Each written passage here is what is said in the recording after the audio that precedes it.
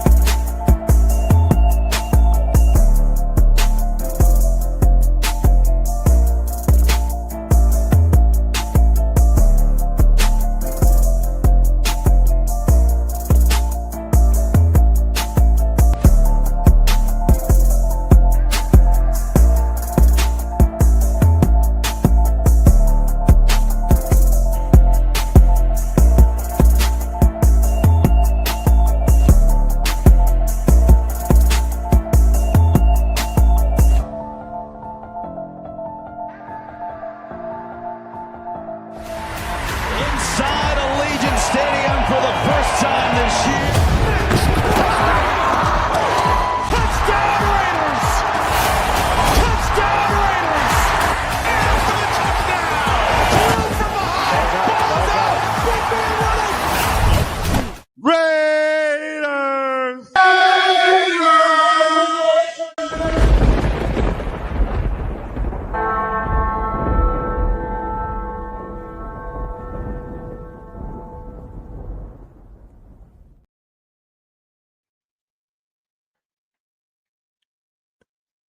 What is the deal, nation? Salute to everyone out there, everyone in the building, and everyone pulling up.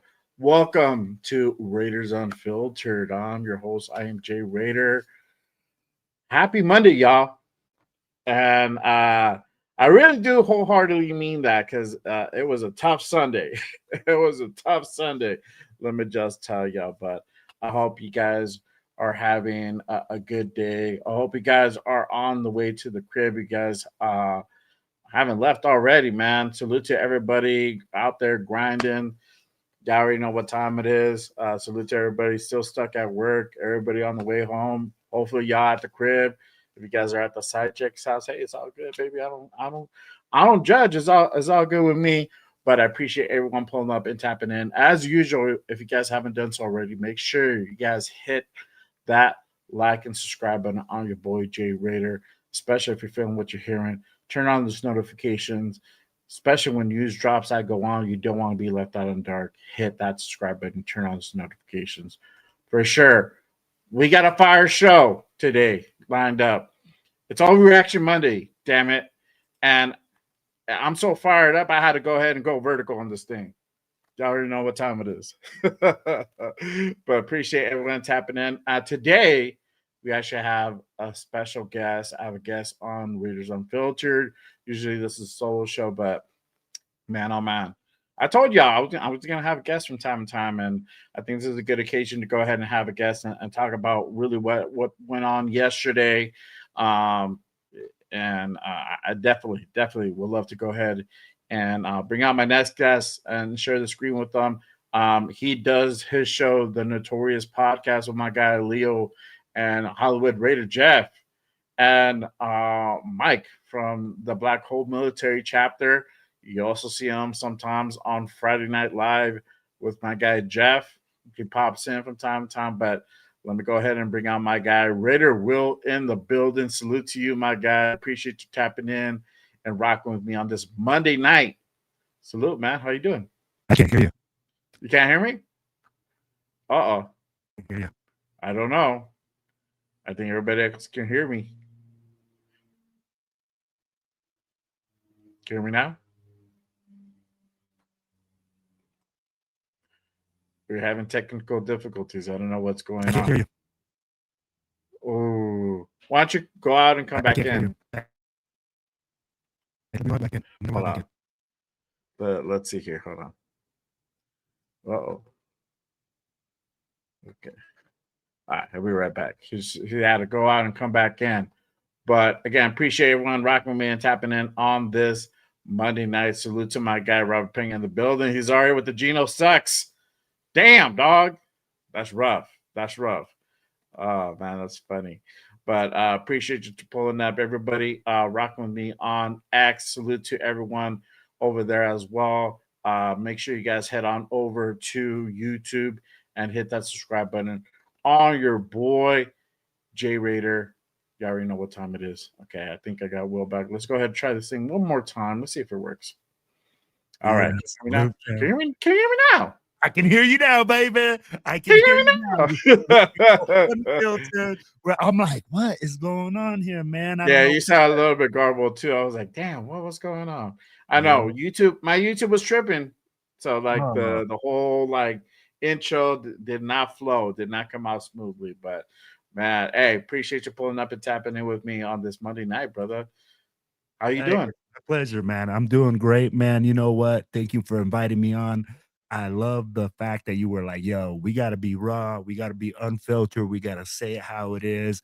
And you know what? The way that the show wrote in, that's the way the Raiders offense has been all year long. So guys, we are just imitating our offensive team at the moment. Right? Like we good for some moments and then we shade to see some other moments. So Exactly. you already know what time it is. But hey, really quick, let me go ahead. I got to give a shout out to my guy Rosetown in the building. One of my mods here at Just Raiders. Appreciate you pulling up. Shout out to Purple Lambo in the building. He's like, yo, can somebody explain to me why my team is playing like shit right now? We're gonna go ahead and get into it. 100%, sir. We are. Let's go ahead and kick this thing off. Obviously, without saying, man, it was a tough loss. Raiders lose yesterday. That's exactly what he said. That's how I felt, bro. Like after that blocked field goal. Oh, hey, yo, Jay. I was like, fuck, man. Okay, so I'm gonna take you through the emotions of a Raiders fan as we go, right? First quarter, bro, I was telling everybody, man, I wish I could just pack up and leave right now. Call it a win. I'm like 7 or what was it, 7-3? Something like that at the time. Yeah, 7-3. I'm like, we got this. No problem. I'm like, but I know we got to play 4 quarters, right? So then we get into the second, man, and I'm looking at it. I'm like, I think we were still winning. I think it's like 14 something. And I'm like, I said the same thing. Man, I'm like, I wish we could pack up and leave right now. I'm like, shoot, man. I'm like, hey, I'd be happy as hell. We just won. Third quarter comes. Yep. What happened?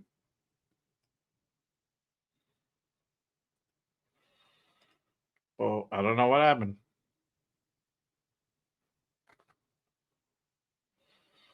I can hear you. Uh-oh. See, this is what we were talking about as far as like highs and lows. Uh-oh. You might have to go out and come back in. All right, let's try it again. Oh, man. Hey, but again, appreciate everyone pulling up. Let me go ahead and continue on. I'm going to go over the box score really quick while I wait for Will to go ahead and come back. Hopefully you guys can see it. Let's see here. Let me go ahead and just put that fucker on here. Okay. All right. So let's go ahead and follow on together as a team, as a group. All right. 25-24 was the final score yesterday. Total yards was 271 to 357. You had passing yards was 202 to 117. They did better passing, obviously, and we can go ahead and attribute that to those 3 interceptions. Rushing really was here the clear winner and the big highlight of the game. 16 Bears got held to 69 yards. Raiders 240 yards rushing. Breakout game for the Raiders. Breakout game for Genty. Crazy thing. Yards per play 4.2, 6.9. Now I want to say this.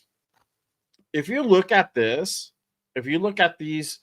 stats before I go any further down, if you just look at that and let's say you did not watch the game yesterday, you're like, fuck, by all means, like, Raiders fucking won that game, right? No, that is not the fucking case. There's a big factor here that we are missing that attribute to this loss, and we're going to go ahead and go into it in just a second. But looking at these yards, 357 yards, that looks beautiful. Passing yards, it's okay. It's mid, definitely could be better. Rushing yards, fuck, man. We just literally ran the ball down their fucking throats, and then yards per play were 6.9. You're like, okay, cool. We looks like we dominated this game. Not the case. We dominated for some portions of the game, and then some other portions we did not look good at all. Let's go ahead and continue on. First downs, it was 16 first downs to 17. Third down efficiency, they were way better. Third down. And then it was 7 third downs, 7 out of 16 to 2 out of 8.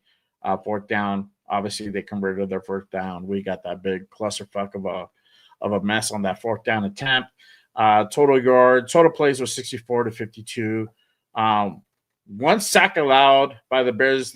I think this is the biggest thing here. We did not allow a sack in the whole game. Beautiful thing. We're going to go ahead and talk about the O-line in just a bit. Let me go ahead and bring in Will now that he's back. All right. Got your back. Yo, so this time it's a mess up on my end. I don't know what the hell happened. But yeah. Hey, it's like you said, man.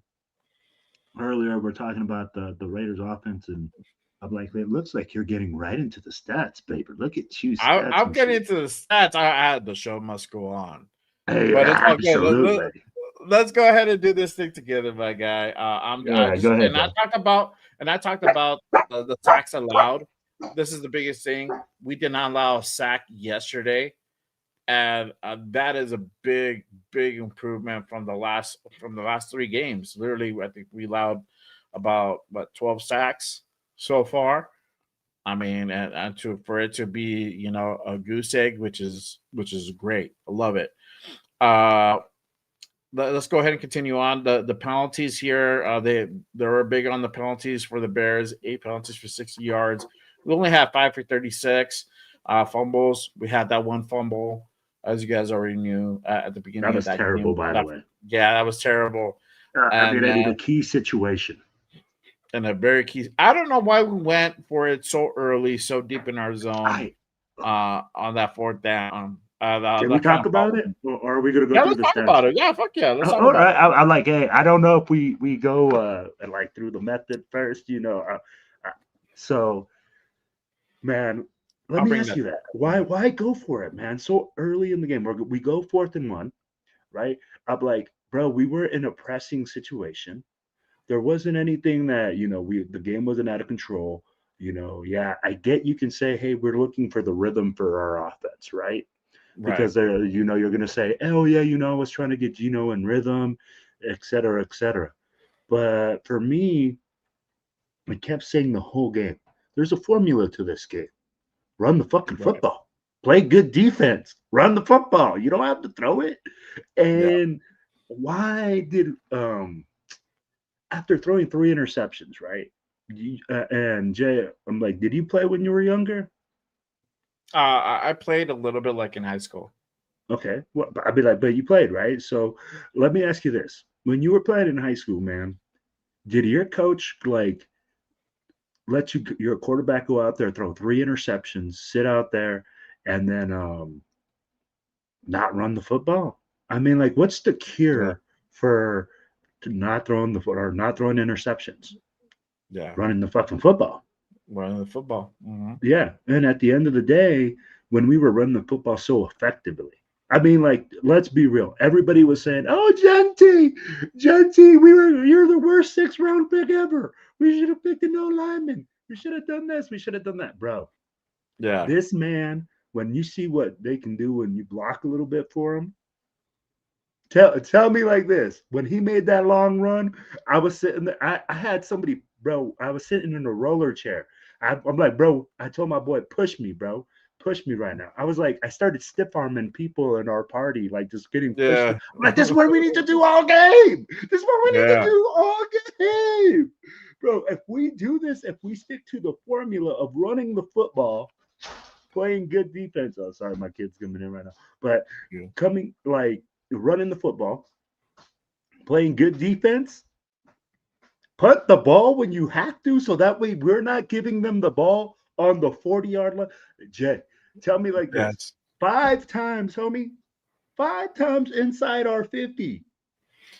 Fuck. That was crazy. That was crazy. And this is the thing, and I know Purple, you know, shout out to Purple. I know he's upset. Whoa. Defense is terrible. Defense is not terrible, my guy. They held, honestly, if this would have been any other team, we probably would have got 50. Blown out. It would have been like 50, 40. It would have been that type of game. But our defense fucking held. Our defense has bailed us out more times than the government has bailed out banks in the last 20 years. Facts. I'll just tell you that. Facts. They keep us in games. And honestly, we don't even have that great of a defense. The talent-wise is not great. But yet, Max showed out. Max did his thing. You know, we had contributions from Tyree, surprisingly. Kuntz wasn't as quiet this game, right? But the defense held. The defense held. They did a lot of good things. But yeah, starting those turnovers and starting really, you know, having them like literally tee off from like the 40, 45. That wasn't good. It wasn't good. And only to hold them to like 6 points, 9 points in the first half.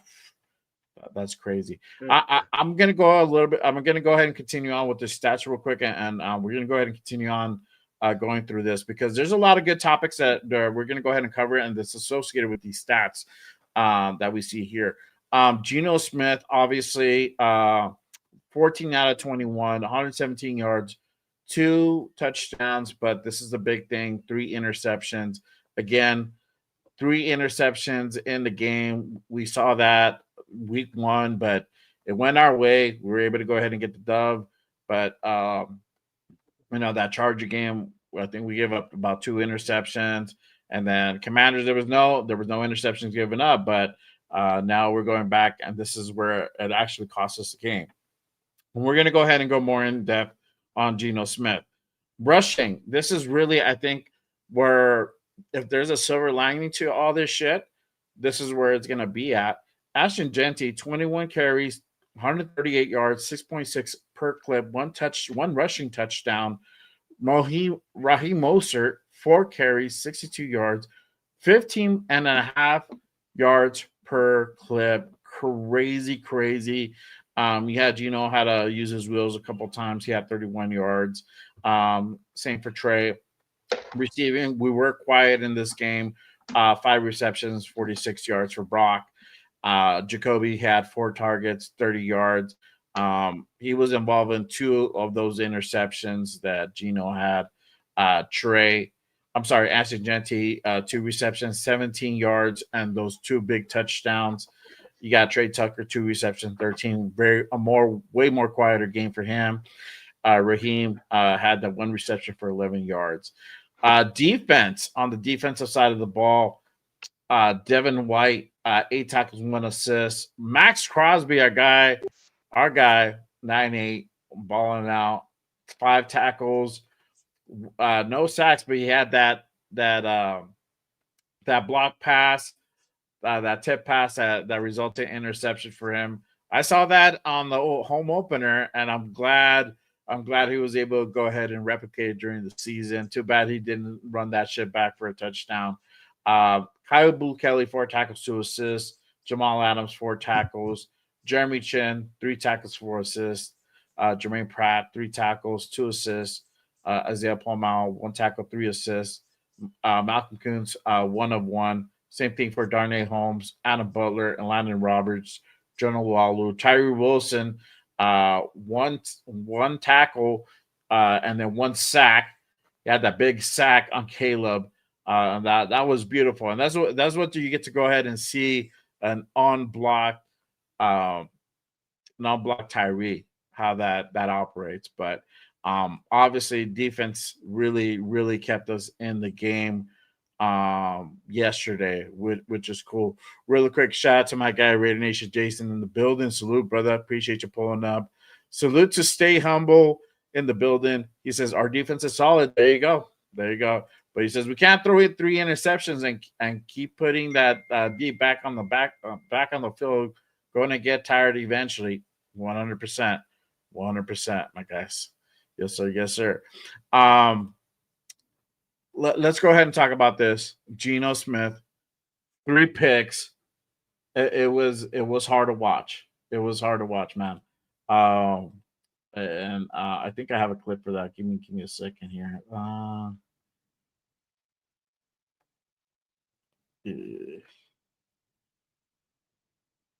I think I got Geno picks here.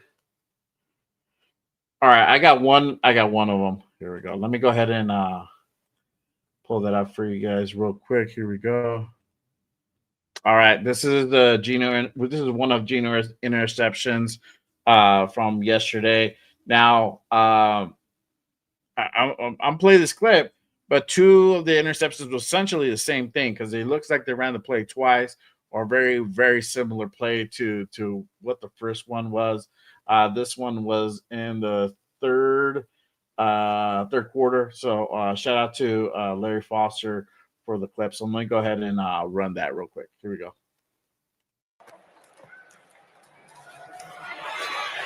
Geno Smith going to run for it, and he is picked again. Tyreek Stevenson with. So there you have it. That's one of Geno's picks. And again, it was just trying to get to Jacoby, man. I don't know what was up, and you know what I've been noticing is that he is staring his targets, his receivers a little bit too long. It looks like he's like tipping his hand. He's not going through his reads too. His reads are not that great. He's not going through his progression. I think that's because he has that PTSD of the old line where he feels that pressure coming. He feels he has to go ahead and get rid of the ball instead of continuing going to his reads. He's going to go ahead and find the first guy slightly open, whatever that looks like. But let me ask you, Will, what did you think about Geno's performance yesterday? And we saw the interception right now. I played it. What did you think about all that? Let's be real. He came out in the game and said it. Hey, my performance was poor. It was terrible. Yeah. I mean, like when you throw 3 interceptions in a game, that's on you. You know, honestly, like he put the team in bad positions. He threw interceptions staring the guy down. And when you stare guys down, and Dennis Allen, man, he called the same defense twice and fooled them with the same defense twice. And if you guys listen to Pete Carroll this week, he said, or in the press conference, he's like, oh, yeah, well, he beat that look in practice. He beat that look in practice all week long. We talk about practice, bro? Let me get my Iverson voice, right? Practice? You're gonna like compare your A-team players to a B-team player, right? Like I was telling you earlier, I'm like, hey, guys, I might as well say, hey, welcome to the B-team podcast because all the, big podcast guys are on the other one right now with Gino. But I'll be like, at the same time, I'm going like, man, if you already got intercepted once and your team is struggling and you know that, hey, on that one right there, tell me when he rolls out that Jacoby Myers is open. Tell me, where did you see he's open? And if he did see that he was open, he's supposed to lead that throw, and he underthrows him, and that corner cuts him out. And then guess what? We get another interception. So Geno, man, I think he's struggling right now. I think he's trying to force the ball. I think he's trying to do more than he has to. And it's unfortunate that I see Pete Carroll making excuses, you know? I'm Yeah. like, I like that Geno came out after the game, and again, he said the same thing though after the Commanders game. Oh, it's my fault. It's on me. Like, I have to make sure to take care of the football. Which to me, Right. I applaud that. You know, I'm like, that's some real man shit. But at the same time, you're the quarterback of my team, and you just lost me the game, bro. So it is tough, man. And you're saying it's a thing as a Raiders fan, right? You see it, and you're like, why can't you just make this throw? Why can't you just do that? And we see a lot of things from the field, but Yeah. man, Dennis Allen called it, bro. And I mean, like, he went back to that defense, got 2 interceptions, and on that one, that's on Geno right there, man, where Stevenson undercuts that one. Yeah. Stevenson makes a hell of a play, and Geno Yeah. didn't lead him. So, you know what, man? Poor performance, but are we talking about benching Geno? And it's funny because I hear all these Raiders fans going, "Hey, let's bench Geno, put in AOC." I'm like, AOC who? I'm like, do they not realize Yeah. that he's not on the team anymore? He's still injured. He's still injured as far as I know. I haven't Like, heard different that he's back or anything like that. I mean, are you really going to go ahead and put the rest of the season in the hands of Kenny fucking Pickett? I don't trust no, him. I'm not bro. confident. So let's be No, sir. realistic, you know. Hey, we got to take a step back and we have to say, hey, man, um, you know what? A lot of people were thinking playoffs. I said Yeah. this team would be like 8 and 9, Yeah. you know, Me too. and My you got magic to be number. honest with it, you know. Oh, sorry here, man. I'm gonna take off this background thing that it's like cutting me out here, all weird. I don't like that. Good. So, there we go. There you go. There you go. Yeah. So, I mean, like, I would say, bro, like, let's calm down. Let's run the football. I think Chip Kelly found the solution with running the football. We just talked about the explosive game Genty had. I mean, like, bro, the way that dude ran the football. And tell me, here's the biggest thing, though, Jay. At the end of the game, we finally found a solution, right, to our offensive line, running the football, being dominant, like freaking, like we looked good up front. I don't Oh give a yeah. shit what people say. We looked good running the football. And Colton Miller goes down one play. Tell me that's not the most Raider thing ever. Yeah, I know. I was like, god damn it, I already knew. I was already like, fuck, not that dude. Not that dude. And Stokes. We're gonna go ahead and go into those injuries, but yeah, when he went down, I was like, what are we gonna do? And actually it did change the outcome of the game. I know some people probably like, well, how do you figure that? Well, obviously, we lost our best lineman out of that group. That's outside of JPJ. He's like either the best lineman or real close second to JPJ. However you want to go ahead and flip Yeah. it. But once and then also too, he plays special teams. So that field goal block that happened at the end of the game, that would have been Colton Miller lined up, and he wasn't there. They put in Walu there. And we're going to go ahead and go into that one in a bit as well. Like I said, I got an action-packed show. We're going to go ahead and get to all sides. So, again, if you guys haven't done so already, make sure you guys hit that like and subscribe button on this channel and on my guy's channel, Silver and Black Radio Podcast. I have his channel pinned down in the description. Make sure you guys go ahead and give my guy a subscribe. And if you guys are on Twitter, head on over to YouTube. Be a part of the chat. Appreciate you guys pulling up and tapping in.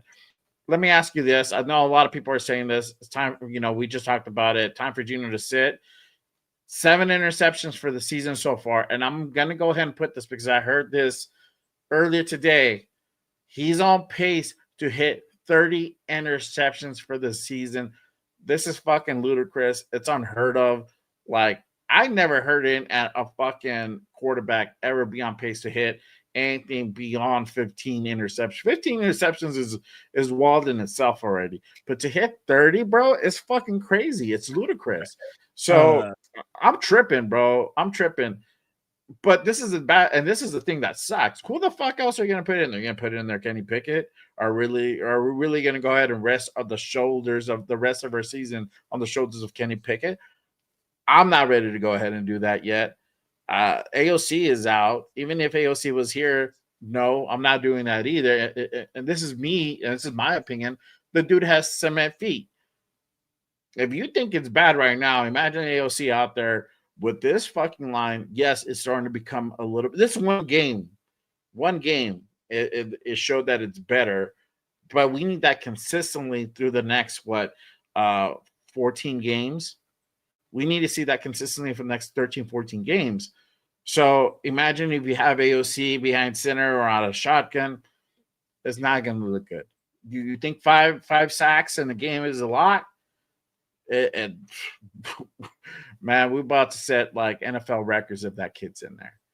And I'm just keeping it a beam because honestly, that's my take on that. I feel as shitty as Geno is playing, he is the best option. And this is the thing, and I'm gonna put it out there. Some of Raider Nation, I don't know why they're surprised that this is happening. I mean, this is what you're gonna get. This is a side effect of having Geno Smith as your quarterback. He had 12 interceptions last year with Seattle with the same caliber offensive line, and he's already on pace to. He's already like a few games away on hitting that mark. So, it's not like you have to be surprised as this is happening. Sometimes he's his head case and he gets in his own mind. And this is the problem with Geno Smith. When he's hot, he's hot. He's fucking lights out. Guy's like top 5 in the league. But when he's not, this is like where you see like that bottom half, the bottom 20th of the league. And this is kind of what you're seeing with Geno Smith. But I don't know. How do you feel, Will, when you're hearing like, hey, is it time to go ahead and say Geno? Like, do you feel that's a conversation that Pete needs to kind of have and put out there? Like, hey, if you don't shaping up, you're gonna have to force my hand and do something I don't want to do. Like, what are your thoughts about that? Okay, man. So we talked about this earlier. This is what I feel like Geno Smith is right now, guys. Geno Smith now handing out interceptions in aisle 6 down Raider Nation way. So, I mean, like right now, currently, he's in a struggle bus, man. But as a coach, right, I look at it a lot because I coach. I can't look at it like a true fan, right? Like where you're just like, if I'm a fan right now, man, yeah. 4 games into the season, I can understand why people look at it and say, man, it's time to hit the panic button. It's time to be like, oh, where the boat's sinking, everything's going down. There's a lot of positives that happen in this game for us to say that we have to hit that panic button. But am I having that talk with Geno? Am I going down there and saying like, hey, Geno, man, we got to figure this out. What's going on? What are you seeing? Why is it that we're having these situations? You got to take what you can get. Right. You have to make sure that you're out there doing your thing and making sure that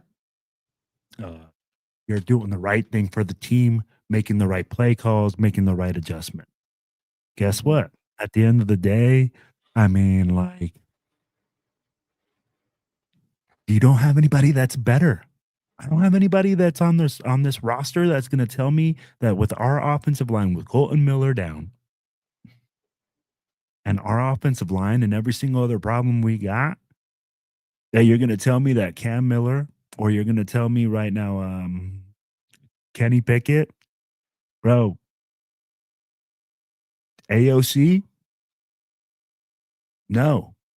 Maybe an unretired Tom Brady. Maybe. Do we have him on the roster yet? I mean, like, that's the point where people are going to get to, where this year I feel like people are going to be like, call in Tom Brady. Yeah. And I mean, like at the end of the day, bro, I think we have to ride with Geno. It's a ride or die situation. Yeah. You know, this is if you're gonna ride. Who else do we have? No, not anybody good. I mean, if I think if I'm riding with Kenny, it's because we're forced to ride with Kenny. To be honest with you, I'm not doing it just because. But I mean, obviously, there's a point where enough is enough, and you might just have to do it because it's just like this dude is just like literally just throwing fucking gutter balls and like dudes are catching them. You know, like we have to make a change, and that it's only when the hand is forced should we do it. Now, I hope he fucking turns it around. You know, I have faith that he's gonna do it, and it's a little bit like, yeah, people are gonna say, well, you're wishful thinking, but like the alternative is not any better. It's not any better. I mean, you know, it's kind of like we're either way. I think we're fucked. Jay, this is where the thing, right? So, and that statistics, like, yo, it's looking at it with a really, really short period and with a really big microscope, right? Saying like, hey, man, because of these 2 games or out of these 4 games, they're calculating it for the rest of the season. Yeah, and tell me like this, man. You really think this guy's going to throw 30 interceptions this season, then they're going to let him play all season long? No, come on now, bro. If he's throwing pick-a-palooza like that, ain't nobody going to be like, oh, that's my number one. We're going to go ahead and die by the sword. No, we're not. No, it's not going to happen. Like, no, fuck that. Even me, I'll be like, no, that dude got to go. That dude got to go. He has to fucking sit his ass down. He fucked that shit up, you know? So, I think we ride with Geno for a little bit longer and hope that he turns it around. Obviously, you know, we only have we have Indy this week. After that's back home with the Titans, and then we go back on the road for KC. Then it's a bye week. So literally 3 more games. And I think you give him those 3 games to see what he can go ahead and do. And if he can't fucking turn it around by the end of that, before the bye week, there's going to be a change. And I'm sorry, you know, he had his chance. It's just like, we can't go through this. We can't, you know, we're trying to go ahead and build something here. So, but either way, it is what it is. Geno was always a Band-Aid because we didn't go out and draft a quarterback. Correct. You know, the quarterback that we drafted was a 6th round pick, which is on the practice squad, which does us no good. We tried him out. He's not it. He's not the guy yet, you know, like, and I don't think he'll be the guy. So I saw him in preseason in Phoenix, and he didn't look good. You know, he looked mid. He's a developmental guy, bro. I mean, like, you drafted him in the 6th round. Yeah, that's it. That's what you're doing. Yeah, you're not gonna get no Tom Brady. Come on now, bro. Everybody goes like, well, Tom Brady was drafted in the 6th round. Okay, pendejos, if everybody was getting him in the 6th round, you'd be a GM too. Because that dude's an anomaly. That dude's an anomaly. That was like rare. It's like you finding a fucking like diamond like somewhere on the fucking beach. Like, what's the odds of you like of that happening to everybody, to every team? It's not.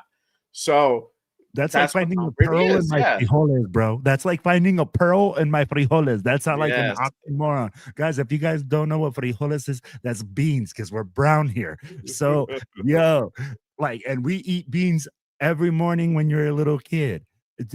It would be a miracle, right? You don't find that, man. I mean, like, let's be real, guys. And when you draft a guy in the 6th round, he's a project kid. He's a guy that you see that he has certain abilities that you're like, hey, man, there might be something there. And if Spytek felt like that, okay. And he's where he's supposed to be, on the bench. Yeah. Hey, Daniel Akers, how about them Chiefs? They're right in the cellar right next to us. So, yeah, how about them Chiefs right next to us? Right in the cellar. So, yo. And this is where I look at it, right? So, Jay, this is where we were just talking. You go to Kenny Pickett, you're not going to somebody better. You're not gonna go to somebody that you're like, oh, yeah, that's giving me hope. That's for me as a Raiders fan, that just tells me we're giving up on the season. Yeah, I'm not ready to go ahead and give up on the season yet. No, I still have a lot of faith left for me. So let me go ahead and kind of continue out really quick. Shout out to Alpha and Omega in the building. Salute, brother. Appreciate you pulling up and tapping in. He said, I missed out on everything yesterday and couldn't believe we didn't get the dove. I know, man. I know. For sure. It was a nail biter. I said it too. I'm like, it's gonna boil down to us kicking that field goal, and yep, it sure did, and it just did not go our way for sure. You're not. Oh my God. Exactly. Yo, so we were sitting there, man, and I'm telling you, we were watching the game, like I told you, first quarter, but it was over. Third quarter, fourth quarter, and my buddy goes like, and I don't know why. I'm like, man, we got to hold them right here. I was like, if our defense lets them score for some reason, I'm like, and my boy goes like, yo, we got this, man. We'll just kick a field goal. We got this. And I'm like, fuck. And for some reason, in my mind, this whole weekend, man, has been blocked field goals. I don't know if you saw the Eagles. There was a blocked field goal and they ran it back for a touchdown to win, like to get a score. I saw that. Yeah, stuff like that, right? Like it was all these like blocks, and I'm like, man, please don't let it be us. Please don't let it be us. Man, the most Raider thing ever happened. Bam. Bro, I'm telling you, like the whole building was pumped up. Everybody's ready to go, and it's just like you just get punched in the stomach, bro. You see the block, and everybody's like, "What happened? What the F happened?" Yeah. Like, bro. I cannot believe this, bro. Like, we're talking about a blocked field goal, man. A blocked field goal. But that's not the play that lost us the game. I'm not gonna blame it all on that. It's just like you were saying, hey, we had those Genos with the 30 interceptions, bro, or you just listed it. The man was throwing a pick-a-palooza. We said, hey, man, it looked like a freaking freebie shopping mart thing. I mean, like, hey, everybody come into Walmart and just grab some shit and go. Yeah. Being read like a book, bro. He was being read like a book. Jay, tell me. Bro, like the guy literally looked at him, bro, like was watching him. Okay. Oh, I'm just sitting here. Okay. I'm just sit here. I'm gonna watch you. I think I was going to 16. Yep. All you gotta do is just undercut it. That's it. That was it. Yeah. And I'd be like, there wasn't anything to it that it was like, oh man, it's some exotic look that freaking we had. And they were like, oh, we're gonna mug the line. Basically, they had all the guys on the line making sure, hey, they don't know who's blitzing, they don't know who's dropping. Right. And they spy the middle of the field. And it looked like it was a 3 deep, 3 under zone because they had 3 guys underneath, 3 guys on top, and they had a spy. Mm-hmm. And that spy ate him up all day long. Yeah, they did. It did. For sure. The most Raider thing ever. Everything goes right except for our QB. It's always and one of the things that went right is our O-line fucking played better. It's crazy that they played so shitty the week before in Washington, and then they came out and literally had a bounce back game this past Sunday. And I think it's attributed to this man, JPJ. And we've been calling. We've been pleading. Like, why is this motherfucker? I mean, not in the game. Like, he was out the week prior for that concussion. He was under concussion protocol, so he didn't play against the Chargers. He played. He was back for the Commanders, but he only played special teams, and that was a few reps. But he did not get any playing time in the starting line. They plugged him in this week. It was literally night and day. And I got some clips to kind of highlight what I'm talking about here. And JPJ being out there makes a big difference. It makes a big difference. So let me go ahead and put this up real quick. Go ahead. All right, I'm going to go ahead and play this clip real quick of JPJ. I'll go ahead and pull that up real quick. All right, cool. Here we go. So shout out to Shanji. Make sure you go ahead and give my guy a follow if you guys don't follow him already. Salute to Shanji, and this is the play of JPJ just on this run. Check this out. Genty getting a breather here. Mostert giving him a blow, and Mostert's got a first down running more. Let's go. I'm a frijoles. Let's go, baby. First down, Raiders. Woo! 30 getting a breather Look here. look at JPJ. Giving him a blow, Like, and Mostert just like ripping dudes up. Bro, Just ripping dudes up. tell me he doesn't give us that attitude, but now I see why they said, hey, he's our right guard. He was nasty, bro. I'd be like, hey, he made the 2 tackles on the interception. Yeah, and let me play the one for the interception. And this is Go the ahead. one he had on the interception. Woo! Oh, Give it to him again. Give it to him again. if he doesn't go ahead and put that hit out, oh man, That's money. That's it's money. done. That's money. Yeah, that's 6 right there, and that just goes to show the difference of having JPJ on the line. You know, whether he's playing center or he's playing right guard, left guard, whatever, he just brings that physicality to that offensive line. And I was talking about that with the guys last week, is that they were getting punked. They got punked in that Commanders game. Commanders did whatever the fuck they wanted. There was no physicality in that game. And you saw the big turnaround just having JPJ here. I got one more clip, and I want to play this one because it's so sweet, man. Shout out to JPJ, man. He's one of the real ones for sure. Let me play this one, and this is that pass to Brock, and just look what JPJ does. Just runs out and just like finds that tackle. There you go. Boom. I didn't see it. It didn't pop up on the screen. Oh, I did. Oh, hold on. My bad. It's all good. I forgot I had to click it twice. All right, there we go. All right, this is JP. This is the pass to Brock. Just look at JPJ down below. Hey man, that guy got the stuffing knocked out of him, homie. Oh yeah. Hey, and I'm gonna tell you this.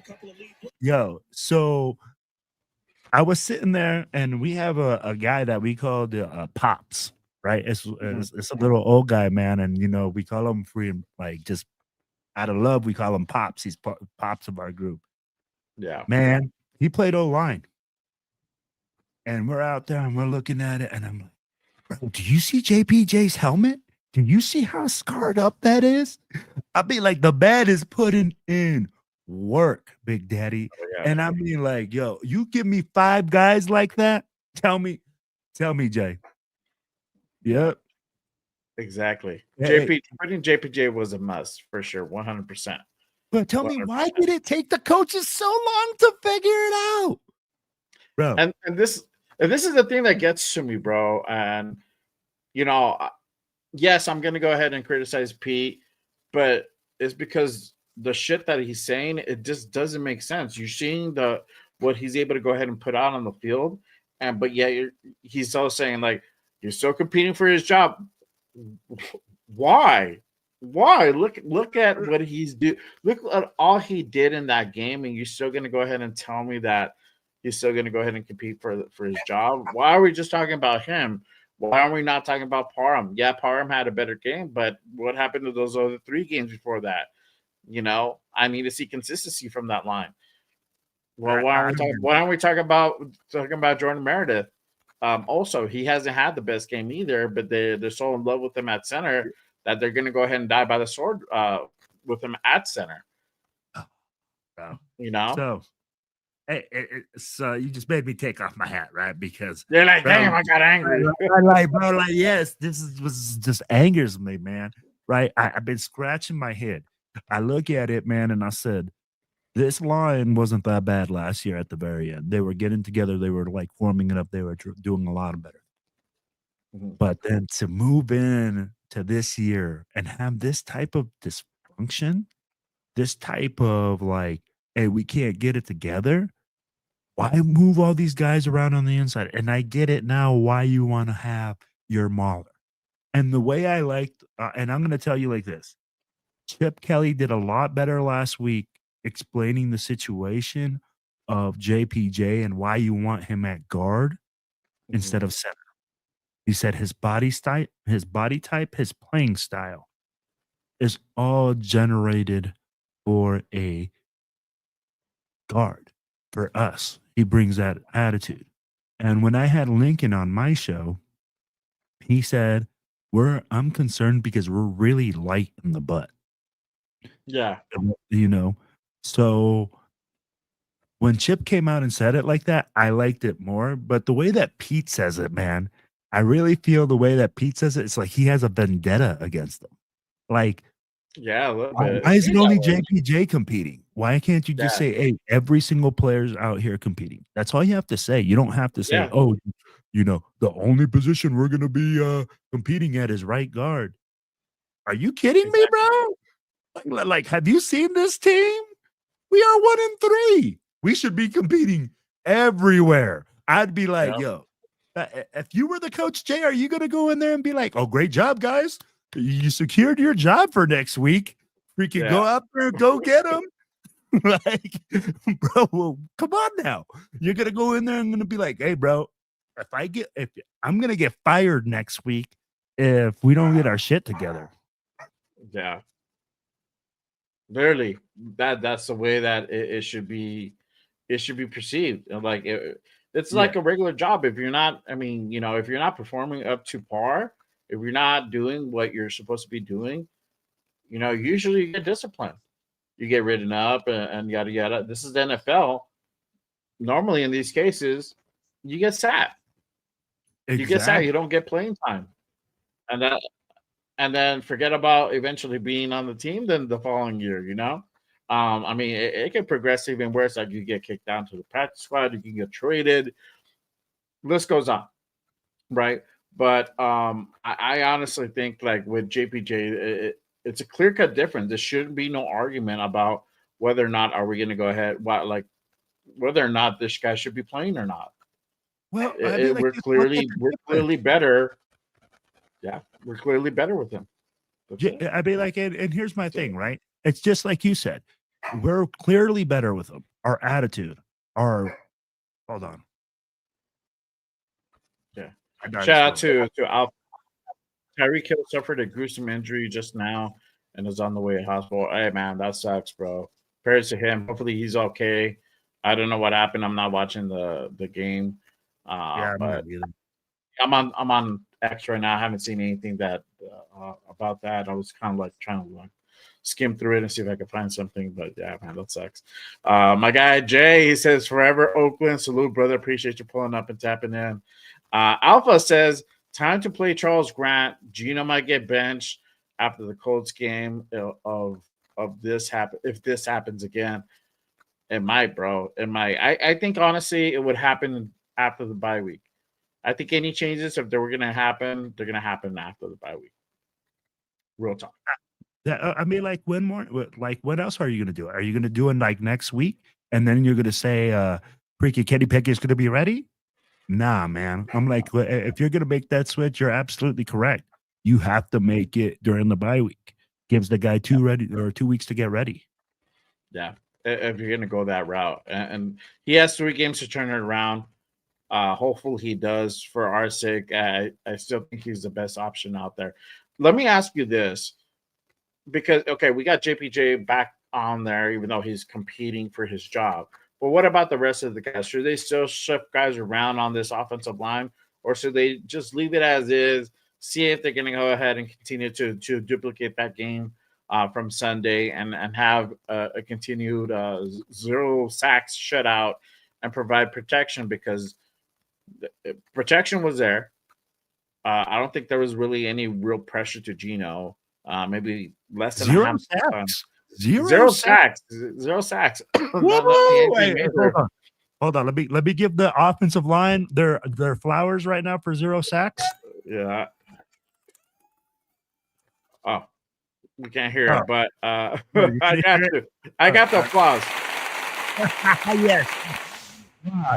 Because, man, hey, that's huge right there. You just said that's a huge difference. Now, Jay, the biggest question you told me, do we keep that continuity or do we switch it around? Who's your best left tackle? That's my question. Now the quarterback's blind spot is the second highest position on the team for a reason. They're freaking our key guy. Now, who's going to be the guy that's going to flip to play for that side? I mean, like, who do you see on the roster? Forsythe? Are we really going to ride with Forsythe? They might ride with Forsythe because you heard Gino. I mean, you heard Pete the other day. Caleb and Charles Grant are not ready. Okay, so we're really going to go ahead and ride with Forsythe. I don't have a lot of faith in that. To be honest with you, if you really seen film on Forsythe, it's not pretty. Actually, I have something and kind of tells you a little bit about who Stone Forsythe is. Let me go ahead and kind of pull that up real quick, and we could go ahead and kind of see. And it's just not pretty. From what I but let me ask you this. Did we grab his best clips or his worst clips? Oh, this is not the good clip at all. This is not a good clip at all. And he's on this left side. This is left side. Gino's left, our right. So let me go ahead and play that real quick. Here we go.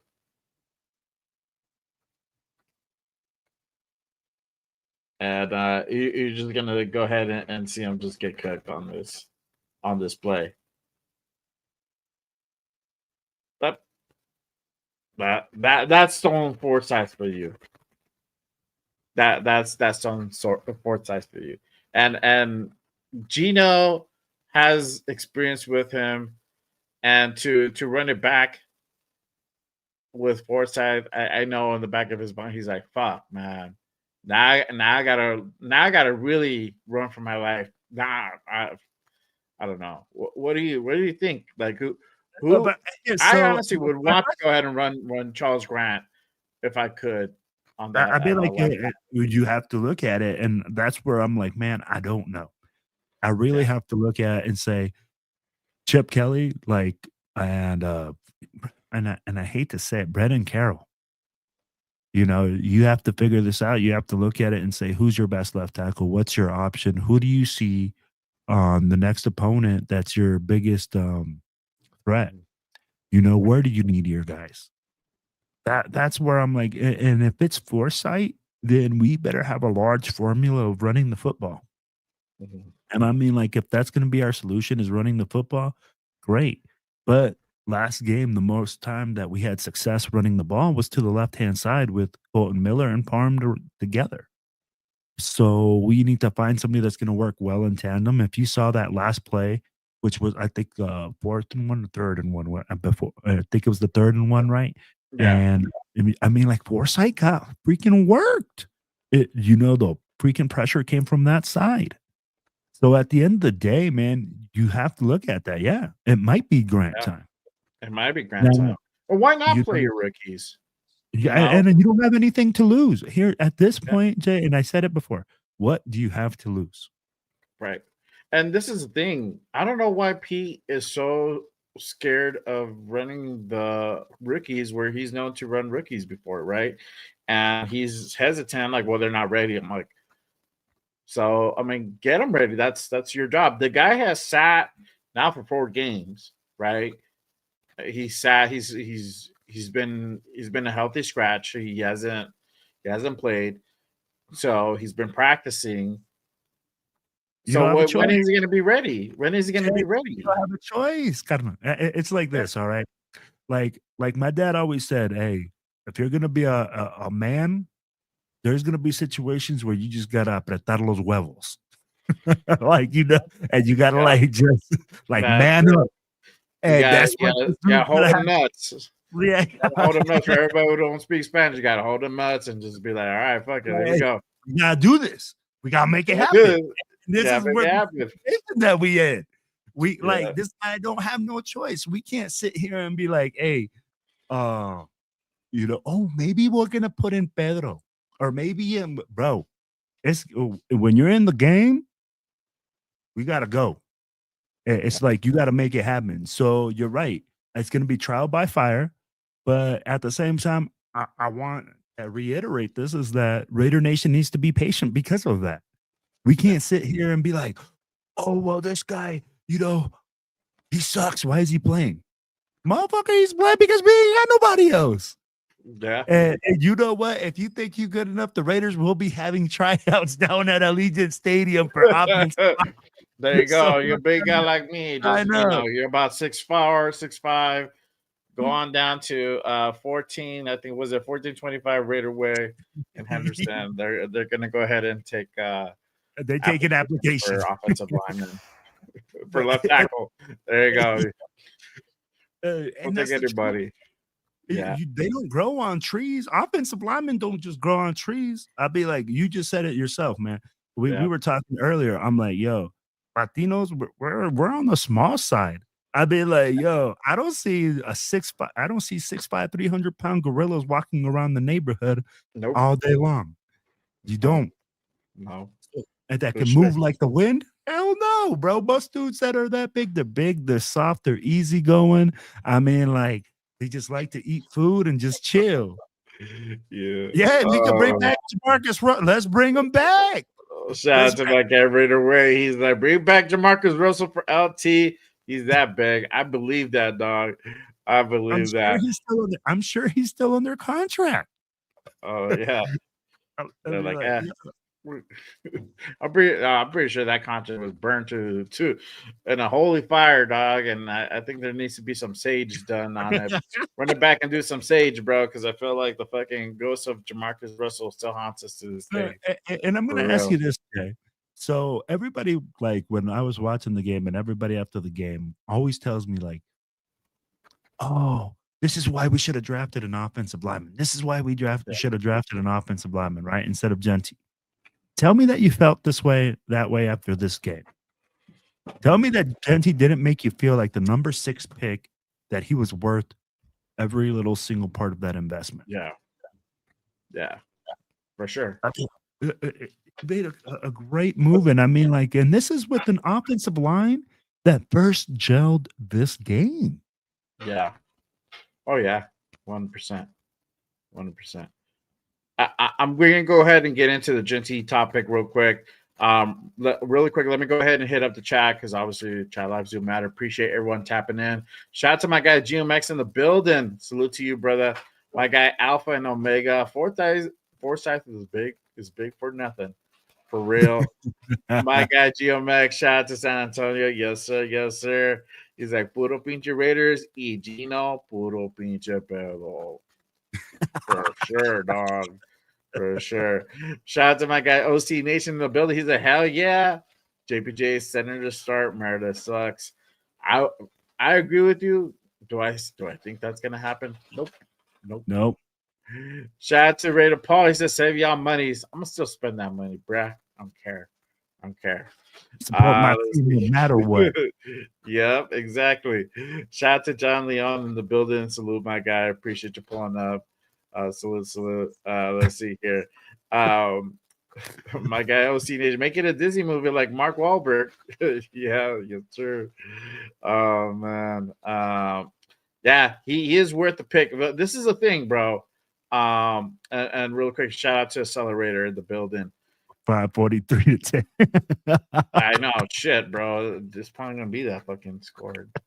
I hope not. Bro. I hope it's respectable. I hope it's respectable loss. Giving him the ball. If we keep giving him the ball on the 50, bro, it might be that. It might be that way.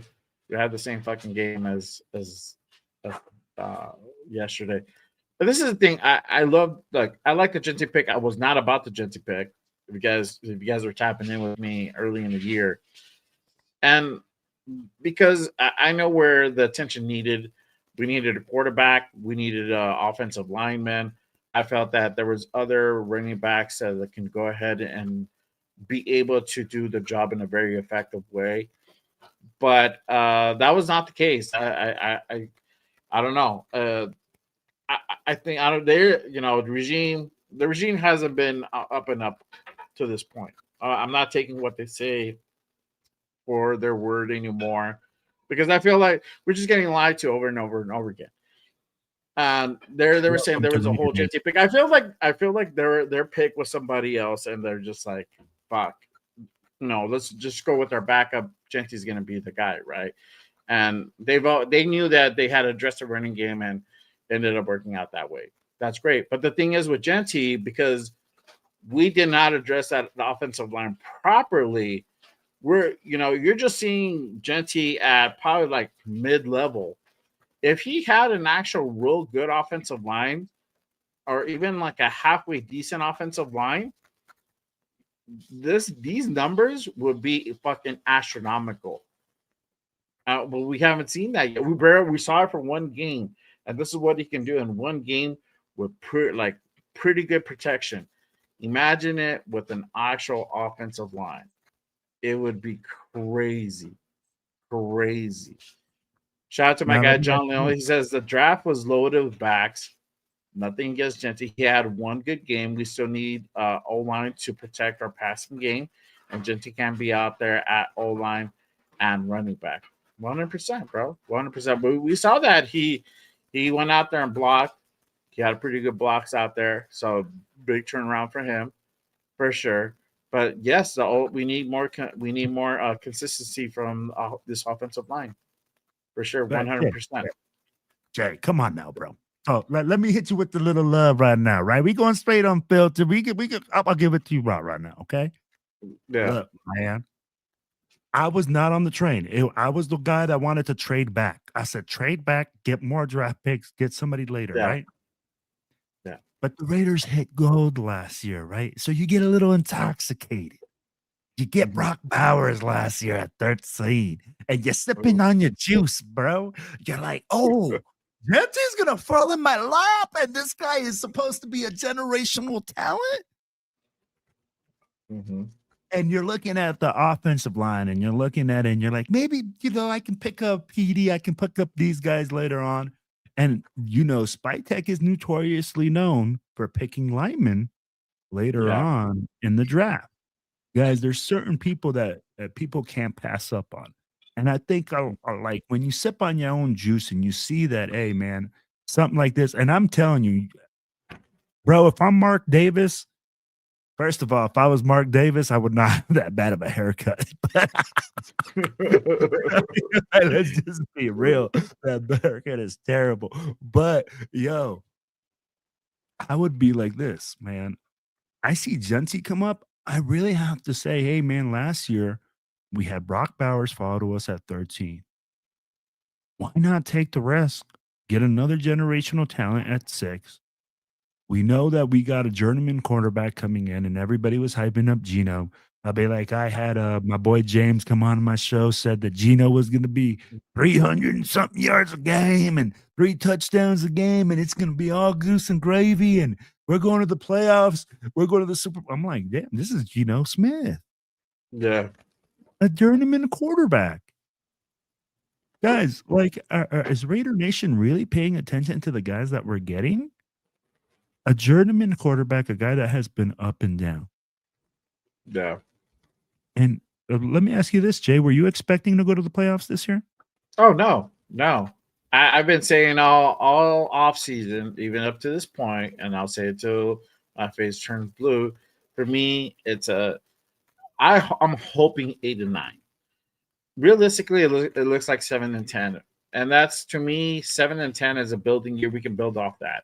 If it's anything below that, if it's 6 and 11, 5 and 12, it's a failure. We just won 2 more games than we did the previous year. Okay, that's all right. That's still kind of mediocre. Nothing really to build off. 7 and 10, that's okay. That's 3 wins. We went on and won 3 more games, right? If we went 8 and 9, that we literally doubled our wins last year. That's something you can go ahead and build off of. Exactly. But it never at any point I'm like, okay, are we going to go ahead and make? But we could 8 and 9. We could potentially fuck around, make playoffs. Then you're kind of like starting to line the stars and like look at other teams and see like if this guy loses to this guy, then we might be able to get in. Okay, that's cool. But what are we going to do when we get there? We're probably going to be one and done. right? We're probably not going to go far. Well, we can say, oh, yeah, we went to the playoffs. That's cool. Great. But really, for us to be competitive is that we got to make it past that first round. We got to make it past that divisional game, right? That if you really want to be serious, or wild card game, and go into that divisional game. So it depends where you land.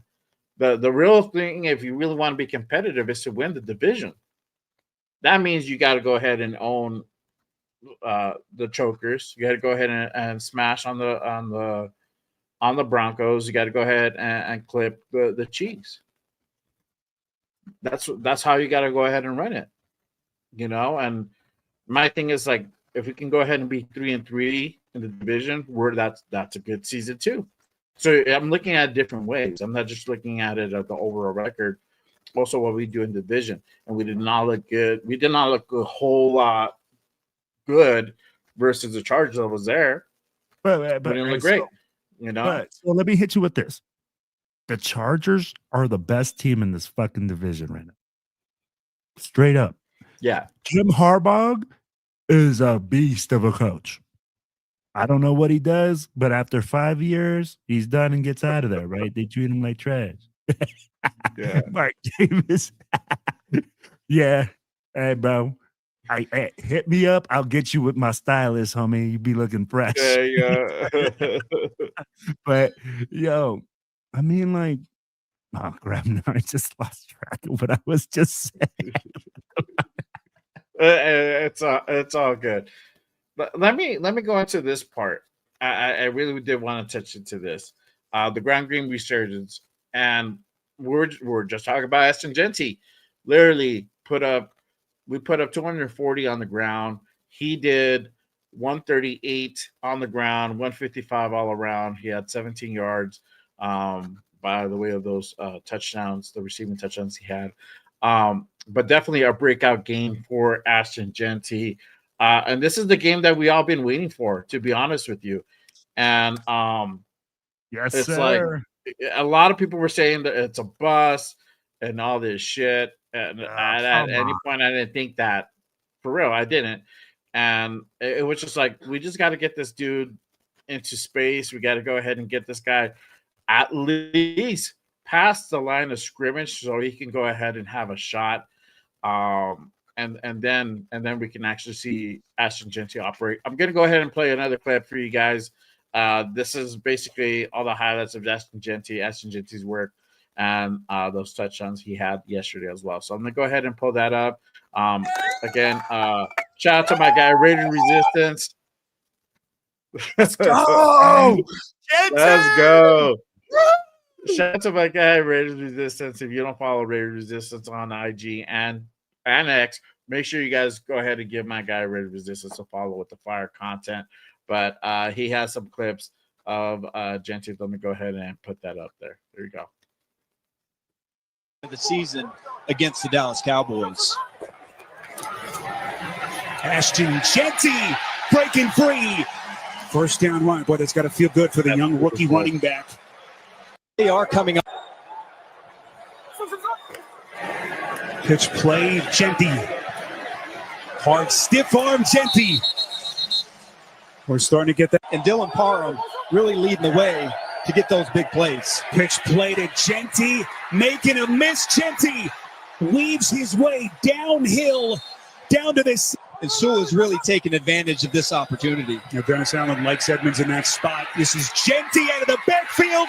Genty sprung free for the Vegas touchdown. And what has been one of the worst statistical games of his career. 3 interceptions. They give it to Genty. 2nd and goal. Geno underneath over the middle. Genty. He's got his 2nd touchdown catch. Genty springs free. Oh, turns on the Jets. One guy to beat. Fire can't bring him down. And the rookie on a dead sprint. Beautiful. It's y'all pumped up. Yes, sir. Oh my gosh. Yeah. That was beautiful. And this is what you get from Genty, and everybody was waiting for this. And now you see this guy's the real fucking deal. The scheme has to be there. The protection has to be there. The legs have to be there. But once you get that going and you get him going and give him enough carries, not hold them to like a dozen carries, 15 carries, and expect him to go ahead and put this out. He's the type of back that you got to keep feeding that dude. He's going to get hotter and hotter and hotter. And that's what happened. That's what happened. And literally, he was just making dudes miss. And, you know, like we saw a little spin moves. We saw a lot from Genty. But this is a breakout game that we were waiting for. And it sucks that it just was almost all for nothing in a sense. You know, it's great for him to go ahead and build off as a player, but team-wise, it just, at the end of the day, it wasn't enough. But he did more than his part. And that's the thing. He did more than his part. He showed out. But what do you think about Genty? What do you think about everything we just saw? Is he the real deal? Is he as advertised now? Can people say, shit, this kid is as advertised now? What are your thoughts? Hit me with the applause, bro. Hit me with the applause right now. I got you with the applause right now. Yes, sir. Let's go. Hey, the way that Genty played this Sunday, I'm telling you, man, the man impressed me. What up, baby? You know what it is. Yo, but I'm pumped up. The way that man played, the way that Chip Kelly used him in the diversity, I mean, like, we used him in the pass game. We used him in the run game. We threw different ways to get him the ball. That's exactly what you want to see. This is what we brought Chip Kelly on for. Offensive creativity. Get the way to your ball play or to your guys in a creative way so we create mismatches. We did that all game long, Jay. I'd be like, we use this man in every single facet of the game. I mean, like, we should have just put him on special teams. Maybe he could have brought one back. But I'll be like, yo, just like you said, we finally fed him the ball. He feels comfortable in our offense. I'll be like Israel just said, look at his stance, man. At first, I was like, hey, man, this man's standing straight up. I thought coaches told him to fix that. Yeah. But no, they said, hey, he's like, I'm going to go back to what naturally goes back to me, and I'm going to make it happen. And, bro, tell me like this. He made it happen all game long. Yep. That offensive line kicked some ass, took some names, and yes, hey, Jordan Meredith made a mistake. You still see mistakes up front, and that worries me.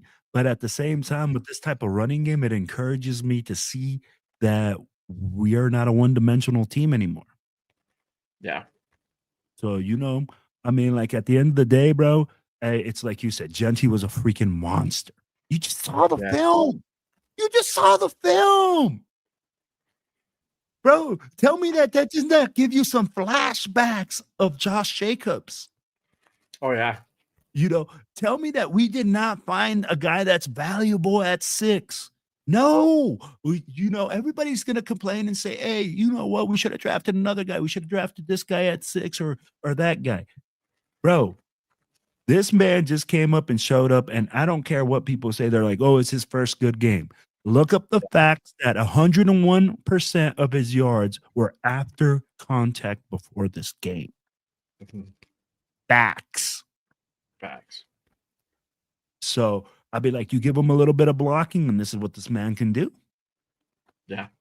And tell me that Geno didn't benefit from that. 0 sacks, bro. 0 sacks. Yeah. Because we were able to go ahead and run the ball, you know, and this was a team to go ahead and run the ball on, and we did that. Exactly. You know, and this is why you see 240 yards rushing. And this is another thing, Mostert. Finally, we got to see fucking Mostert after being like MIA for the first 3 games. He shows up, and this motherfucker puts up 62 yards rushing. 62 yards. That is insane. That is insane. You know, I played the clip earlier with JPJ, and that was Mosert's run, and he just had that big run. He was finding success on the ground.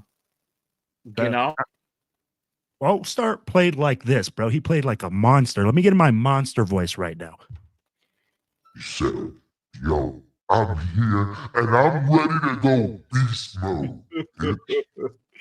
Basically, man, I'd be like, he came in there 15 yards a carry. 15 yards a carry. I was like, where is this guy? Why hasn't this guy been replacing Zeus all game long? Yep, exactly. And this is the complementary that we're talking, the complementary run game that we're talking about. You got Genty, and then boom, you hit him with Moser, a different style, and then this is what I literally put that up on my stories on IG. I was like, this is what the fuck we're waiting for. This is what we're looking for. This is what we needed, and we saw that come to fruition. So there's a lot of good shit that, as bad as this loss was, in the sense that it was just a heartbreaker, and that's, if you guys are next, it was a heartbreaker. As bad as a much of a heartbreaker was, there's silver linings to a lot of this play. The defense came out and played really well. The offensive line finally blocked, finally opened up lanes, and had a really good game. Allowed 0 sacks. We finally saw the run game going after like 3 weeks of being stalled. We finally saw for what it is and what it could be, and continue to be. So, this is the silver line. This is some of the positive we can go ahead and take away from it, that we can go ahead and build off, and hopefully we can start turning things around. My thing is that, there's certain games that we know we're not going to win, right? We know that Philly is going to be now, most likely both of the Chiefs games are going to be L's. Hopefully we can win one of the 2 out of the Bronco game. Chargers, that's a tough one. I don't know if we're going to be able to go ahead and pull out the dove on the second one when we're in the back in Cali. So, but Jacksonville, Giants, Tennessee. We'll go when we host Tennessee the following week. That's a game that we can win. They're 0-4. So there's some of the games that we can go out there and win and turn this thing around. But we have to build off of this game. And like I said earlier, the defense stepped up. And they kept us in this game. If it would have been any other team, I think they would have put up 40 on us the way that we started off, and the way we coughed up the ball and turned the ball over. And this is the thing. Max had a great game. Shout out to my guy Max. I love Max. I named my fucking kid after him. Called him out.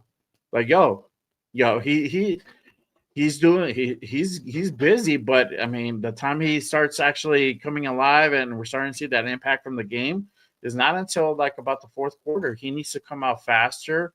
He needs to start off earlier. And that's what he did.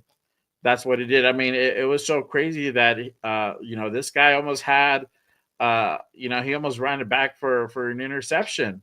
And I saw that block pass that he had early in the game. I'm going to go ahead and play it real quick again. Shout out to my guy, Resistance. My guy with the INT. Too bad he didn't run it back for that 6. Play clock down to 1. Williams batted up in the air, and it is picked. Crosby. Jesus, man. What athleticism. Beautiful. What athleticism. That was beautiful. And he almost did that twice this game, bro. He almost did that twice. He almost did that twice. He almost caught it again. There was a play where Caleb had to go in there and like bat the ball away from him so he wouldn't get it. Exactly. Like, make sure that motherfucker touches the ground. So I'm going to tell you like this, man. It's like you said, Max Crosby came out with his hair on fire, bro. I'd be like, the man was playing like a man possessed. And I think it's like you said, though. Pete Carroll really has to look at his decision making. If this is another team, bro, for us to go on it on a 4th and 1 and put our defense in that type of situation, we can't continue to do that. I don't think that's the formula to win, So as big a game as our defense had, and I mean, like, bro, they played lights out. I don't care what the score was. If you guys look and watch the game, the positions that they were put in, man, for them to make those types of stops and Max Crosby to lead the way, unbelievable. I mean, like, this is where we almost look like the Ravens. Bro, I had that feeling, like, I was like, man, these guys ain't going to score on us. Like, we're giving up 9 points? We gave up 9 points in the first half, and we sitting there giving them the ball on our. It's like saying, hey, man, we're daring you to score. and this team couldn't put in a tutty. Yeah, But exactly. so I'm gonna hit you with this, man. So I was also doing some stats research because my man Jay, hit me up with the stat stuff. This defense, man, was out there for 33 minutes. 33 minutes. Jay, tell me that's like acceptable for you. Tell me that means that we are keeping a consistent offensive game. And for them to give up that many points and be out there that long and on our side of the field, unbelievable. Yeah. Yeah. And like I said in the beginning of the show, we only held them to 9 points in that first half. Anybody else would have been down like it would have been like 21-7 or something like that. They kept us in the game. You know, that one from Max, you know, they held them to, you know, that 4th and 1 attempt that just went sideways, literally hold them to a field goal, then come back and then another turnover, we hold them to another field goal. I was like, oh shit, like we can possibly win this game because they're balling out. They're balling out. Yeah. Defense came alive, they stepped up, they did what they had to do. And the rest of the line showed out as well. The rest of the D line. And I said that in order for us to be able to go ahead and find success, as far as one of my keys to victory was, we needed to go ahead and apply pressure to Caleb Williams. And that's what we did. We applied pressure to Caleb Williams. You know, the only reason why we lost this game, again, those 3 interceptions are the thing that cost us. That fumble is what cost us, you know. We couldn't go ahead and go down the field and put up points. You know, there was a couple times that we stalled out and we had to either punt it away or we couldn't put up at least a field goal. And that ended up being the difference at the end here. Really quick, let me go ahead and go to my chat again. Appreciate everyone tapping in and rocking with us on this Monday night. Appreciate everyone. Salute. Let me real quick. Here we go. I like this comment from Accelerator. He says, I trust the regime. You can't clean up 25 years of incompetence in 5 games. That is facts. And for everybody who's calling to fire Pete, to fire Chip, I mean, we've done that in the past. And what has it gotten us? We're at this point. It's the same shit. And think about this. We only have Pete for 3 years, 2 more years technically, because the season is still here, right? We're on year 1. We only have him for 2 more years. 4th year is an option. He can opt to stay with us, or he can opt to retire or do whatever he wants. But he's here for 2 more years. Might as well just keep the guy and let him at least build a foundation for the next guy, whoever that is. If it's going to be Chip, which I hope it's not, and if it's PG or if it's somebody else from the outside. We got to have that continuity. We got to have that stability. We can't keep going from offensive coordinator to another offensive coordinator or another head coach to another head coach and then expect you guys to be fucking great. It doesn't work that way. You have to have some stability in the building, and unfortunately it's with Pete. Now, I mean, obviously if we don't win any other games for the rest of the year, then we can have that conversation. Like, then any other fucking team is going to have that conversation. We're like, maybe he should go ahead and hang it up. But I don't think we're there yet. I don't think we're at that point. But we definitely need to go ahead and continue to have continuity for sure. Let's see here. Let me follow up with that one, Jay. Let me follow up on that one. So I'm going to hit you with this formula, okay? As a coach, in year 1 is a breakdown year. You're just reforming, you're building your culture. By year 3 is when you're going to see the real changes in a team. By year 5, you should be in a championship team mode. That is the formula for like that most coaches use. When I get brought over to go coach in Europe or go coach other places, that's kind of the schedule that we give them. That it's like a 3-year process to become competitive. To bring in your players, to bring in guys that are going to fit your system. So I really like what you just said. I just had to follow up on that. No, for sure. Shout out to our guy Alpha and Omega. Says all the other teams in our division have a better O-line and QB. We're falling behind as a franchise. I definitely agree with that, for sure. I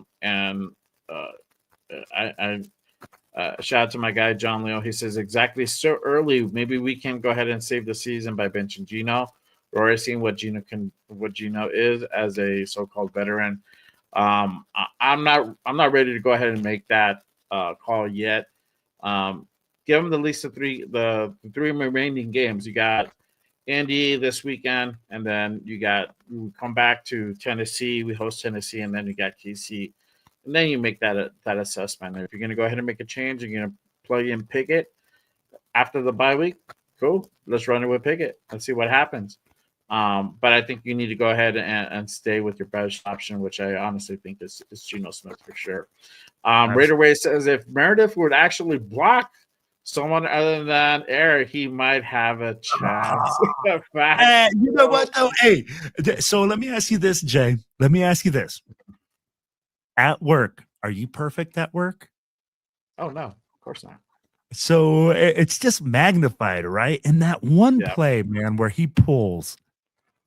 That's the one play that everybody's looking at for this game, is that he pulls and makes that mistake.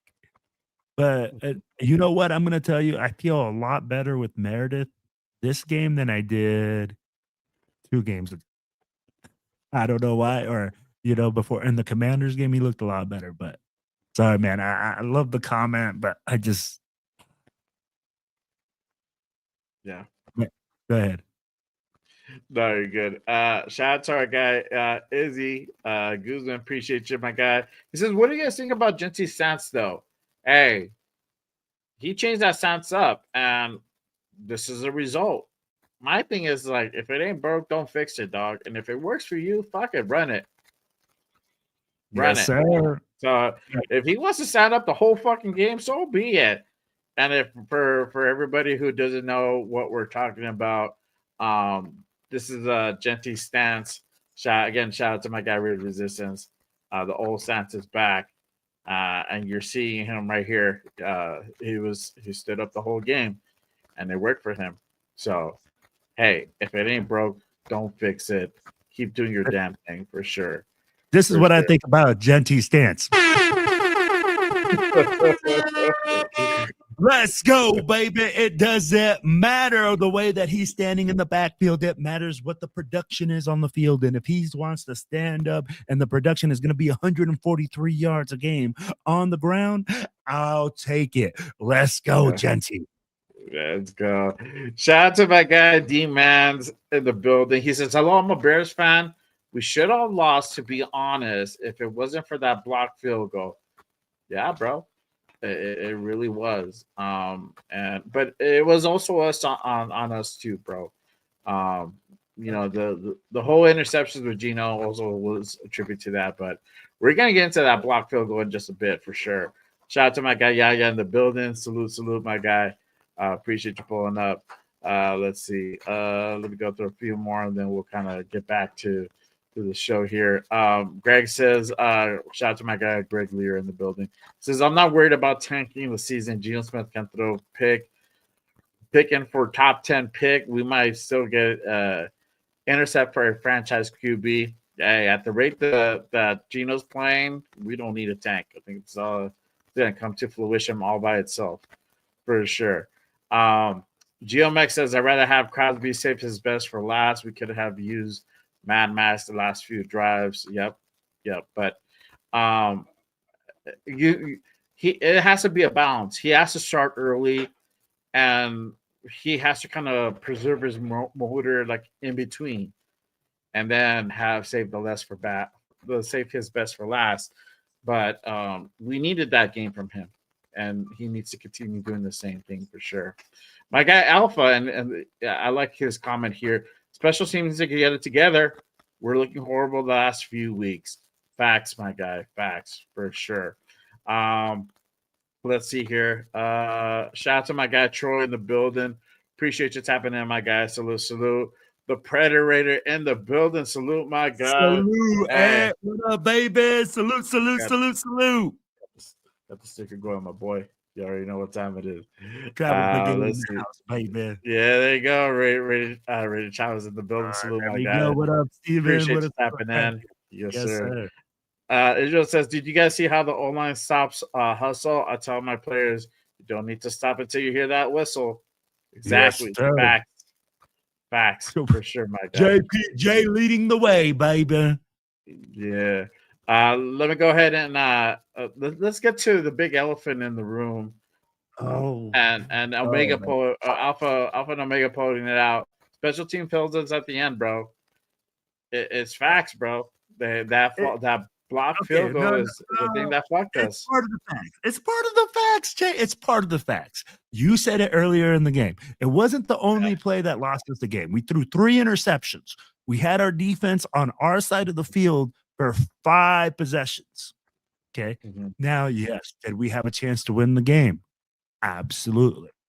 Did that contribute to us losing? Yes, but was it the main factor? Jay, was it really the main factor? Let's be honest. I think it was a definitely big contributor at the end because they got us to the point where we had a chance to go ahead and win it. Now there's some other factors to this, and we're gonna go ahead and talk about it in just a bit. My guy Troy says Uncle Gino needs glasses or eyesight is something wrong. Facts, bro. I think he needs to fucking put in those contacts or wear those. Here's what Gino needs to do, like I do right now. He needs to wear those Horace Grant glasses, bro. Like my boy back in the day in the Bulls, bro, and the Lakers. He needs to fucking wrap that shit around his I got you, bro. I got you, bro. Now that you just said that, I'll be right back. I got you. Hold on. Oh, he's gonna whip it out. There you go. There you go. Shout out to my guy Predator in the building. My boy is with the Raiders. I already know what time it is. You already know what time it is for sure. Shout out to my guy Pred in the building. Let's see here. Let me go ahead and get some more comments. Yeah, the 2 interceptions were on the same play. For sure. Oh, okay. Hey. Fucking Mossy. Hey, this is Gino right here, baby. I'm like, right now, Gino needs some glasses. Gino needs something. I don't know what it is. He needs color correction in his eyes. Yeah, for sure. He does. He needs to. He needs to get that LASIK, dog. So let me ask you, to get that LASIK. No doubt. Hey, so Jay, let me ask you this though. Okay, so with that, let's talk a little bit about the game, right? You were watching it. Tell me that when he threw those interceptions, how did he not see that guy? I mean, like he was sitting in the same spot. It looks like he's looking right at him. Yeah. I'd be like, is this just a situation of Gino believing his arm is better than we really think he really thinks it is? Or is this a situation where, again, I mean, like he didn't see him? I don't know. I don't think he saw him.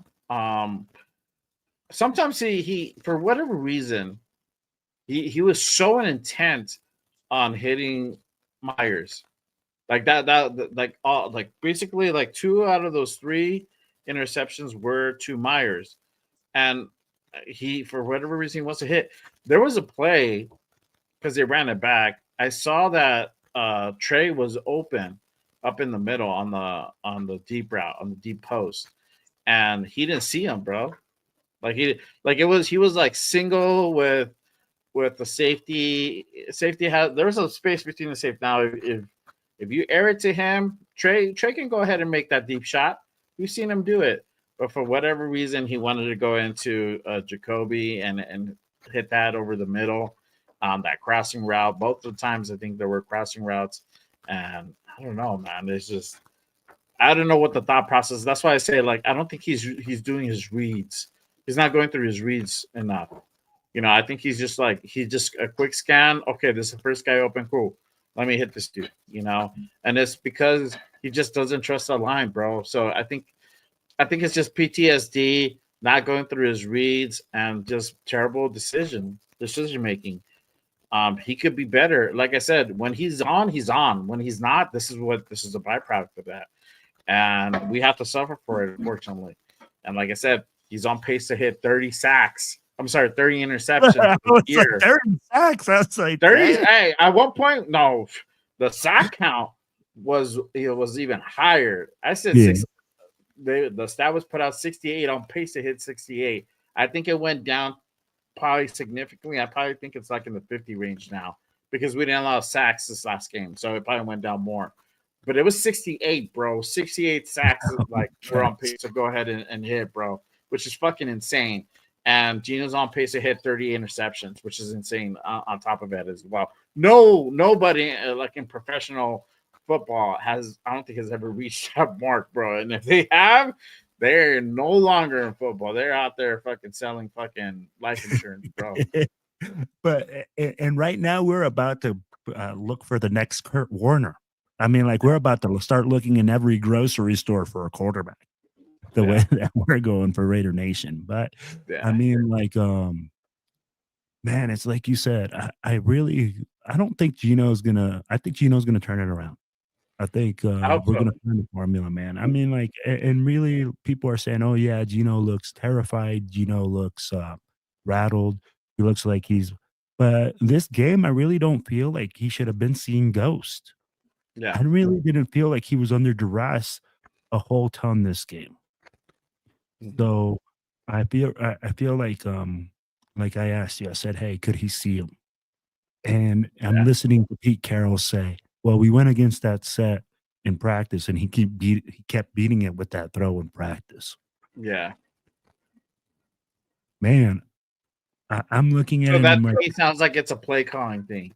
So that to me is like it's automatically going to him and he's not going through his progressions. That's a design play, like it's going to Jacoby no matter what. And that's why we probably forced it in there. So that to me is a play calling thing, but it's like, okay, you got smoked, you got cooked the first time. Why the fuck did we roll back to it the second time? That's I agree with you. That's a run. They knew, and Dennis Allen had to just make a slight adjustment to it, and that's it. Guy was winning again. Same play. Even the announcer called these like it looks like the same play. Yeah, and it was, and it was exactly the same play, the same set. And tell me that Dennis Allen did not look confident every single time he called that. Oh yeah, and it worked. And I mean, like, so that's where I'm like looking at it, and I'm saying, hey, Geno's out there, and I think he was forcing the ball. I think that play was designed to go there, and he's forcing the ball into these like tight wood, and it's been happening more than one game now. Oh yeah, so are these plays designed to go to that guy? Are the coaches telling them this is where the ball's going? Yeah, I mean, like those are questions I want to ask. Yeah, that's a really good question because to me it feels like a design play. So it was always going to go to Jacoby. And he was just going to try to feather it in there or thread the needle to get it in there. And it's just that's a chip thing too. The first one, it's like, all right, cool. It happened. They got wise. You also, it's on Gino because he was like staring him down. He's like giving away the fucking play. And all the guy had to do is just undercut him. And that's how he got the pick. The second time going back to almost a very similar play, it's like, wow, you just got cooked on the same fucking play before. Why are we running it back and try to force it in there? Like, just go through your reads. Have some trust in Gino, especially if your offensive line is playing better. And at that point, I think it was some time had passed and the offensive line was having success. Then you should just let Gino go through his reads and just be like, look, go through read. If you have Jacoby open, cool. If not, find the next guy's available. If not, throw it away or run it, whatever you need to do. Real quick shout out to my guy, Real Talk Raider Nation, my guy 805 in the building. Salute my guy. Appreciate you pulling up and tapping in with us for sure. Raider Way says Gino looked rattled. He needs to complete the same easy check down and get his confidence up and then take some shots. 100%, my guy, 100%. Let's see here, but Pred says mint shit 2.9 mint shit. Hey, if you look at the stats, they're very compatible right now. Yeah, I mean, like, or comparable. I'll be like, so I mean, like at the same time, I'm like, do I feel like Gino is like Minshew? No. I mean, like, hey, tell me like these games, and I'm gonna ask you something too, Jay. So I don't know about last year. I don't know how long you've been just watching the games and stuff. But last year, man, I've watched I really for a long time. All right. So the last couple of years, right, when we've been losing, bro, I really felt like we didn't even have a chance. Like Right. we didn't have a fighting chance. But this year I've been really locked in. Like, man, we've been like fighting like tooth and nail. And I see that there's a lot more fight in the team. And that in that respect, I do feel like we're more competitive. And I want to watch the games till the end. I mean, like with McDaniels, bro, I was sitting there watching the games, and sometimes I was like, shit. And then with Antonio Pierce, I was hyped. I'm not gonna lie, man. I was super hyped. And then it went like, bro, we burnt that candle real bright, real fast, and it just, it just went Yeah. bad. But this year, right now, I'm like, our team has fought. So how do you feel about that? Yeah. I don't know, man. I don't know. It's just I feel with this year it is a different team. I think it's just there's certain things that we need to make adjustments on that we could turn around now. We're not gonna be badass and we're gonna be like just blowing teams out, but I feel that we have potential to be competitive and win some games, at least win the games that we're supposed to win. We didn't. This was a game that we're supposed to win, and we did not. Now the other two games, which is the Commanders and the Chargers, the Chargers was 50-50. The Commanders already had that as an L. It's just the way we lost that game. This was the thing that was really disgusting. But this game was definitely a winnable game, and I said it all week long. This is a game that we're supposed to win. So I feel that there's games that I know we can go ahead and go out and dominate and win respectably. Now we're not gonna have blowouts. So what I mean is we're not gonna dominate. It's by dominate meaning like we run the ball, like running 240 yards rushing. That's dominating. You know, it's just making sure that we're balanced and we have it also through the air. We're not turning the ball over like we're doing now. You know. In years prior, we had Jimmy G, we had fucking Booger Minshew. We saw what that was, and this is different from Booger, right? That guy just they would pan the camera to him, and he was just like this lost, glazed, scared look on him. And Jimmy G, forget it. Jimmy G was a different fucking thing, and he was just terrible out there, and he also had that face of no confidence. But Gino is just like that frustration, like fuck, I'm better than this. You are better than this, bro. Yep. Get your fucking head out of your ass. That's just what 100%. It is. So I think we are better than last year, but it's not come to fruition. There has to be some changes. There has to be adjustments. Hey, if at the end of the day we need to go ahead and bench Geno, we got to bench Geno because we can't go ahead and give up 30 interceptions for a fucking season. That's insane. That's ludicrous. That's asinine. Can't do that.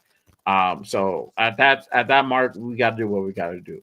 I think we're still we still have the potential to turn things around and make this season salvageable in the sense where we can go ahead and build towards the next year. And hopefully that's the case. I'm going to go ahead and mention this. Again, special teams failed at the end. And this is the big thing that's been going around. Did the long snapper give away the snaps? Yes. I don't know if y'all saw it out there, but there's a thing going around that supposedly that the long snapper, Bobby, I forgot what his name is, Bogmeyer, something like that, was giving away some of the snaps, and Bobenmeyer was gave away some of the snaps, and there was like little subtleties that he was doing to go ahead and give that away. I'm going to go ahead and put this up. Shout out to Kenny King Jr. on IG.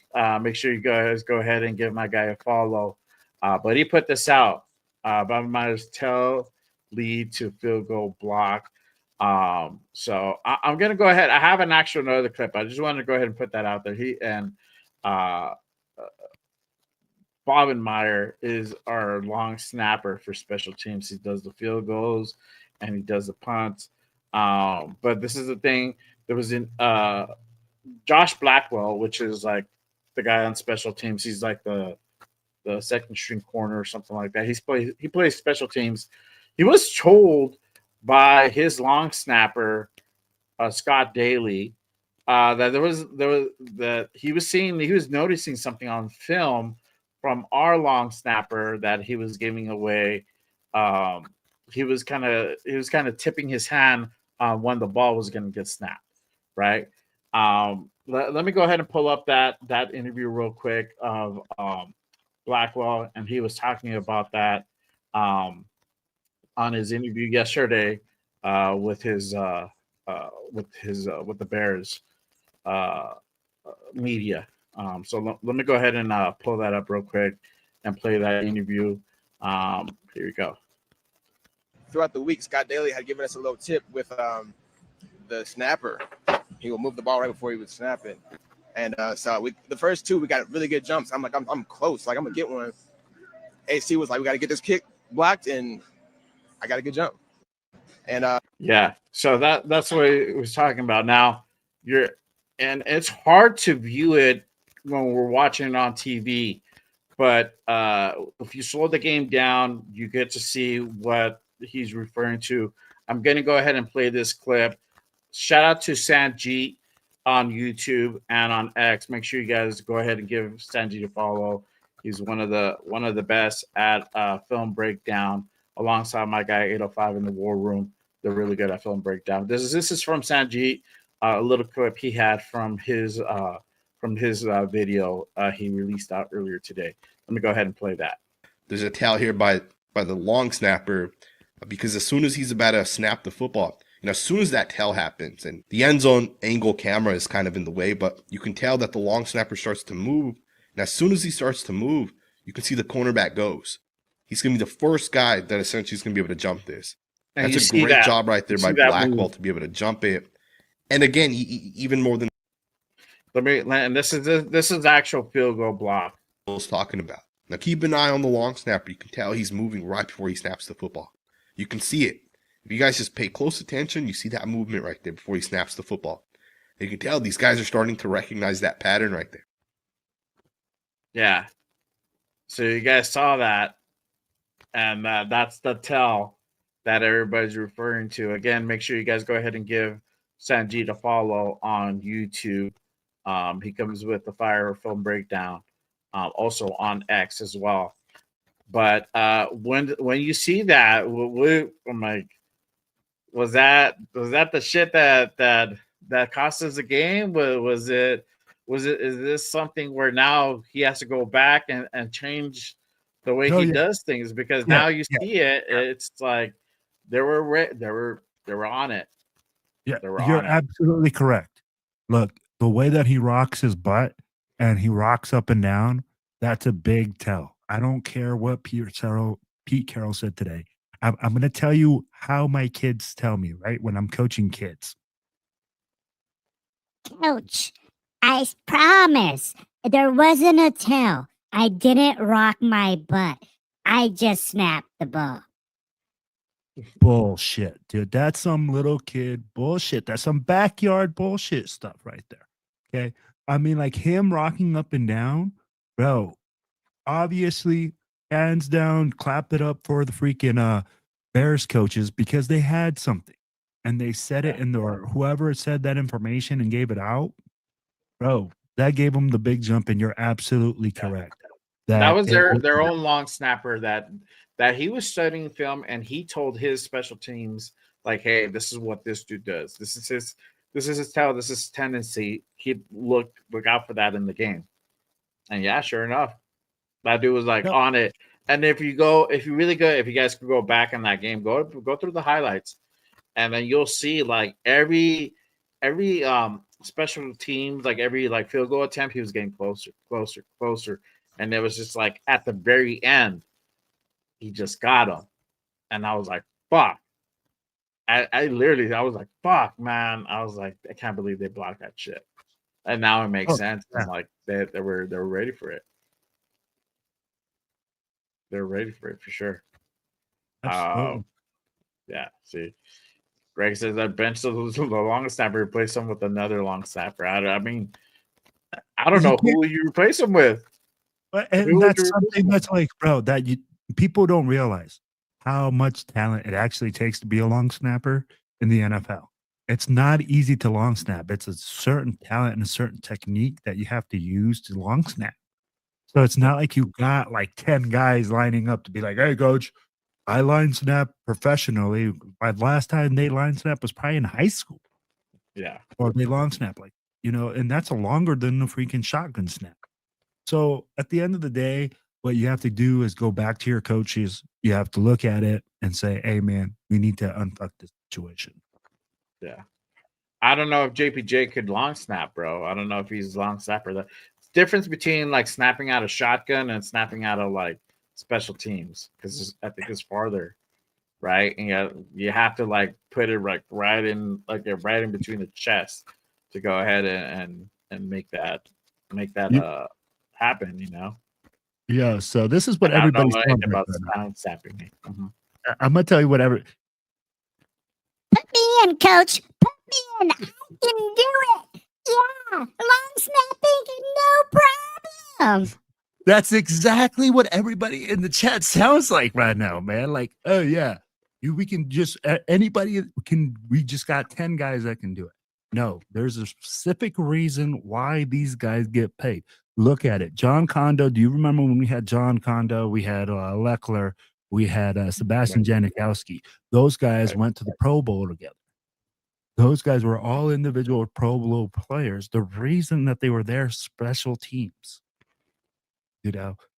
And that's exactly what, exactly, Israel. Everybody's like, hey, put me in. I can do this. No, man. I'm like, hey, at the end of the day, we really have to look at that and say, man, we just need to fix that situation with that tell. Yeah. The guy can do it. It's not like he's like gives a bad snap.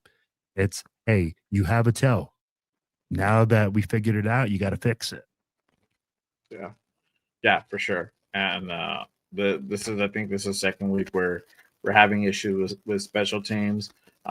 Game before that, giving up those big plays, and this week it was just the tell on the situation where it really counted that game-winning field goal, and unfortunately that wasn't the case. Let's be real. Who was there? The replacement? Who usually lines up there?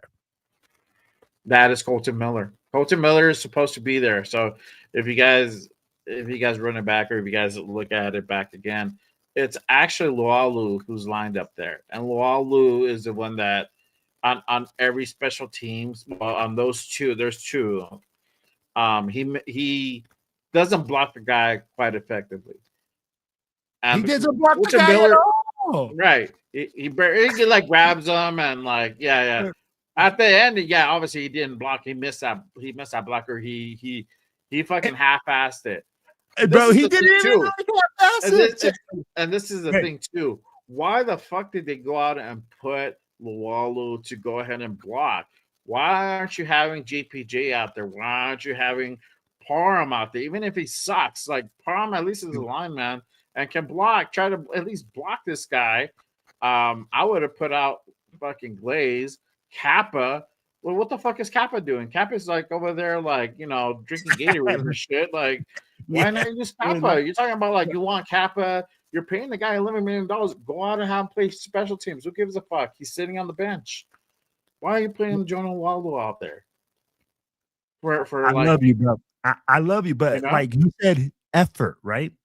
Like I'm gonna tell you like this: the effort that guy put in, would my mom be like, "Pinche huevón"? Get off the couch and go do something. That's exactly the effort he put in. This is the thing too. You can only blame him so much because he's a defensive tackle. He's not a lineman. No. You put a lineman on that situation. No. You put a lineman in that situation. You have practiced. Have you practiced this? Are you? He's the backup. He's a backup or whatever he is, or they just told him. I don't know. if Waller is a regular special teams guy. I don't know if he's a regular special teams guy. No, he's not a regular, but I'm going to say it like this. Jay, if you have practiced it and you're the backup, because you're the backup, right? Well, how do we know he practiced it? No, hold on. Because, bro, they're professionals, Jay. I don't think he's practiced it. I don't think he's practiced it I don't think he's a regular special teams guy. I don't even know if he's a backup. I think they they probably would have been like, "You going in, bro?" Like that's it. You could have used Kappa in that situation. Like, hey, I go in agree. there. I agree with you. I agree. So I'm not disagreeing with you, but here's the two things, right? Here's the two things we don't know: whether he has practiced it or whether he was just a fill-in guy. Hey, what's up? Yeah. Like, so if he's practiced it, okay, and you are the backup, and I'm sure he has, because I'm telling you, Jay, these guys are like on the pro level, bro. You practice for everything. And I'm sure these coaches have practiced every situation. Now, if they go out there and they put him in that situation without practicing them, then shame on those coaches. Shame on them for putting him in that position. And you're absolutely correct. Now, if he's practiced it and he is the backup, bro, that effort was just, bro, that was just bad. And I'd have to go like, both on the coaches and on the player. Yeah, for sure. And it just sucks that all that happened. Hopefully they learn from this, and now they know not to put Jonah Walu in there, and have that type of issue, and not be able to go ahead and block a guy. Well, and maybe you fix the tell. Maybe fix the tell. Maybe fix that's the what it tell. was. You have to fix the tell too. Yeah, for sure, 100%. So it's like 100%. You said, it's a combination of things for sure. Yeah, 100%. And we got Eagles fans, we got Bears there you go. fans. They got the Eagles fan. Yeah. Hey, all good. So you guys are respectful. Yeah. Hey, salute to everybody here rocking with us on this Monday night. Shout out to 50 in the building. Appreciate you guys. If you guys haven't done so already, make sure you guys hit that like and subscribe button on both channels. Mine is Just Raiders, baby. You got Silver and Black Radio Podcast. Make sure you guys go ahead and give my guy Will a follow for sure. Yes, sir. I'm going to go ahead and go over to this part. The injuries, we had some injuries, and it sucked. But our guy, Colton Miller, I think was one of those injuries. Let me go ahead and post this up real quick. Shout out to Ian Rappaport. So Colton Miller got injured yesterday. He actually had to go ahead and get carted off the field. And then this comes out today. So not good news. He says Colton Miller, who limped off the team's final drive, is believed to have suffered a high ankle sprain. Sources said he's having an MRI, but is potentially a multi-week injury. So for him, it looks like he's going to be out for a few weeks. I think probably anywhere from like a 3 or 4 week range. Usually with the high ankle sprain, it kind of goes that way. You also had Eric Stokes that was out as well. I think with Stokes, it's a little bit lesser. He did want to go back into the game, but as a precaution, they kept him out. So, it's still those two guys are big hits. Obviously, Colton Miller is one of our best linemen, and it sucks to be out, and that's what we're talking about. Whether we're going to run with Forsyth or should we put in the rookie Charles Grant? Now with Stokes being out, that's our CB1. You got Porter in there now, the rookie, which he's played mid so far. He had a mid preseason. He's gotten cooked here and there. So hopefully this rookie can go ahead and hold his own, because now he's going up against the Colts this Sunday, and it doesn't get any easier than that as well. But speaking of the Colts, let's go ahead and go into the week 5 preview of the Colts and talk about a little bit about this Sunday coming up. Obviously, we're back on the road. We're going up against the Colts. Colts, man, they're doing the damn thing. They're man, I don't know. I don't see this as a really good potential game. But let me ask you, what are your thoughts going into this next week versus the Colts? These guys are rocking, man. These guys are 3-1, top of the AFC South. So, what do you think we're going to be able to go ahead and do against this Colts team? What? Why? First of all, man, the reason I say that is why right now? My gosh, Colton Miller going down is huge. I mean, like, if we were to go in there 2-2, I would feel a little bit better, right? I would feel like, hey, man, we're gonna have some confidence. But Right. honestly, against the Colts right now, the way that they're playing and the way that we're playing, this game might get ugly. Like, here's the real thing: this game Yeah. might be a 42-point game against us, 40, 49. Yeah. I'd be like, but here's where I want to see what we do, right? I want to see what the changes we make if we run the Mhm. ball efficiently. Um, there's a lot of keys to this victory, and it's not that we can't win. And I don't want to come out here and be like, yeah, we can't win this game. No, it's going to be a really tough game, a really good team. The Colts are a freaking animal, man. I mean, Yeah. like, dude, they got Danny Dimes playing like Danny Dimes. Fucking resurgence of Danny Dimes, man. That Oh, is I crazy. mean- I didn't think this dude was going to be doing this in Indy, to be honest with you. And that's the truth, right? So we're running into this thing, and I mean, like Danny Dimes is playing like this, man. I'm gonna tell you like that.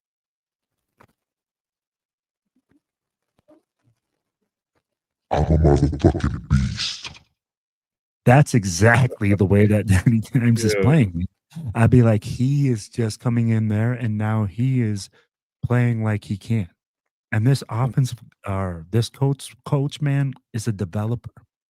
He can develop quarterbacks, and that's what scares me, right? Yeah. They're gonna know where to take advantage of us.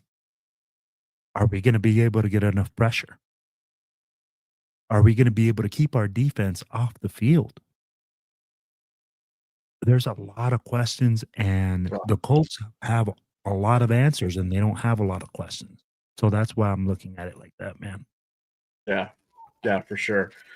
Real quick shout out to my guy, Predator. He says, both my brothers rocking this fucking podcast. Yes, sir. Appreciate you, Yes, my sir. guy, with the $2 holla. Salute to you, my guy.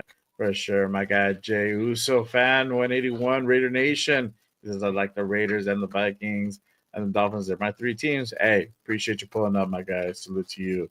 Make sure you guys haven't done so. Hit that subscribe button for sure on both channels. Obviously,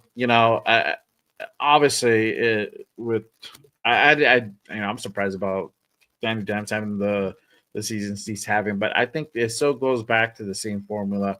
We need to go ahead and apply pressure. With this front four, we look better, but also we need to go ahead and keep up with that blitz package. Keep bringing that heat. Max can't do it alone, so the Tyree. I need to see something from Kuntz. I still haven't seen anything that has been impressive yet. So Malcolm Kuntz needs to go ahead and come alive. I think without saying, Gino needs to kind of get his shit together. He does. He needs to go ahead and have that bounce back game. And whatever that looks like, but no interceptions. No interceptions. That's the type of game he needs to have. And he just needs to go into his reads better. The line is stepping up. The line is starting to slowly turn around and become better. And I don't expect it to be the best line out there. I just needed to be consistent. So bringing back that same game that we just had on Sunday. If we could replicate that come this Colts game, I think we have a decent chance to look better out there. I don't think we're going to win it. I hope we do. I hope I'm wrong, and I hope we do win it. But all intents and purposes, I'm taking the L on this one. But if we have a better game, I'm happy with that. And just have a better product out there, better performance out there. And we got to continue running that ball. We got to continue doing the same thing with Genty, not just running a diddle up the middle and hoping for the best. And we need to go ahead and go outside the tackles. We started to see how that looks like. We're starting to see success going outside the tackles. So doing a little swing pass. That's what we need to continue to do. Mix it up, not just be so predictable. And that's been our problem the last 3 weeks. Is we've been so predictable. So we're finally starting to change it up. And that's all. That's all. And Pete said it earlier. That's going to open up our play action and our passing game. So we need to continue doing that. We need to utilize more Brock Bowers. I know Brock Bowers is hurt. He's still not 100%. He is getting better, but not 100%. So we need Brock Bowers. We need to feed Brock Bowers, and we need to go out there and see more of Besh. And Pete said we're gonna finally see more of Besh. All right, cool. I want to see that. Come Sunday, I hope to see 18 out there more often, and not just out there to block. I want to see some targets to hit and see what the kid can do. Because we know what Thornton is. They're trying to make Thornton into this guy that really he's not. He's not a route runner. His route tree is not there. It's going to take some time for him to develop that route tree. It's not going to happen in this season. I don't think we even see it maybe even next season. It's going to take some time to develop. And then we can see Thornton. And then sometimes it just doesn't even happen. It's just these guys are just like, they're just go guys. Their strength is going down the field. Great. Let's utilize him in those instances, Let him go ahead. That's how he creates a separation. He can't create separation through his route running. It just doesn't happen that way. So I want to see Besh out there. I want to see, obviously, still trying to go ahead and feed Jacoby. Jacoby's still our guy. Trey get involved. It looks like Trey's going to be that guy this year. And he's really going to go ahead and step up and make a name for himself this year. And, he had those 3 touchdowns the previous game. We just need to go ahead and continue replicating that and feed Ashton Genty and having Mozart there as the complimentary back to go ahead and switch things up. If we do all that and have that balanced offense, we potentially have a shot of potentially winning this game if our defense continues to play as good as they've been playing. There's still some holes in this defense, and we see it. But for the most part, if we're able to go ahead and apply pressure, we're able to go ahead and do some damage and hold teams, especially in that first half, to be able to go ahead and take the lead. So we'll see what happens. But honestly, for this game, I don't really see it as a dub. I'm going to just keep it a bean. I see us taking the L on this one. But I just hope it's a close game. It's a competitive game, and it's not another Commander game. For sure. But what do you have as far as like a score prediction for like this Sunday's game coming up? What do you think is going to be? And then everybody in the chat, salute to everybody. We have about almost 50 people in the building that's rocking with us on this Monday night. Put your score prediction down. What do you think? We're going to get the dub? We're going to get the L? What do you think the score is going to be? Go ahead and sound off your score predictions. A real quick shout out to my guy Jack Ken in the building. Salute my guy. One of the mods here at Just Raiders. But what do you think is gonna? What do you have for score prediction, Will? Man, that score prediction. Mm-hmm. Score prediction's all gonna depend on how we do. Honestly, I mean, like we said, this could be a high scoring game where they score 48 on us.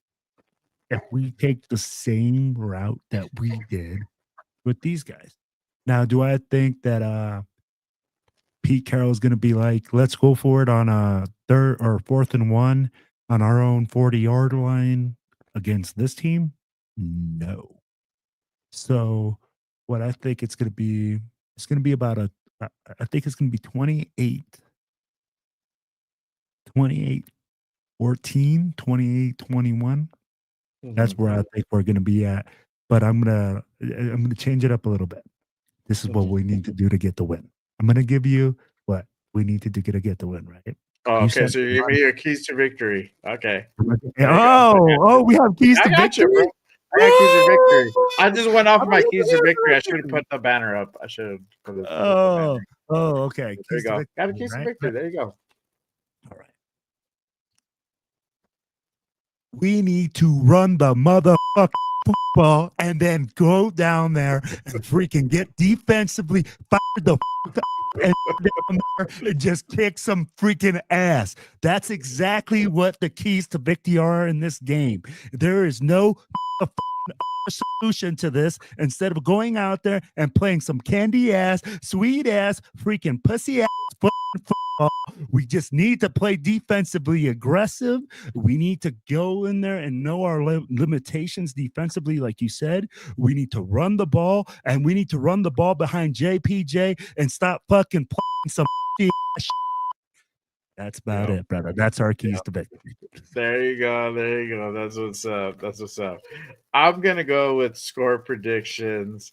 My score prediction, I think is gonna be like 31 to 24 Colts.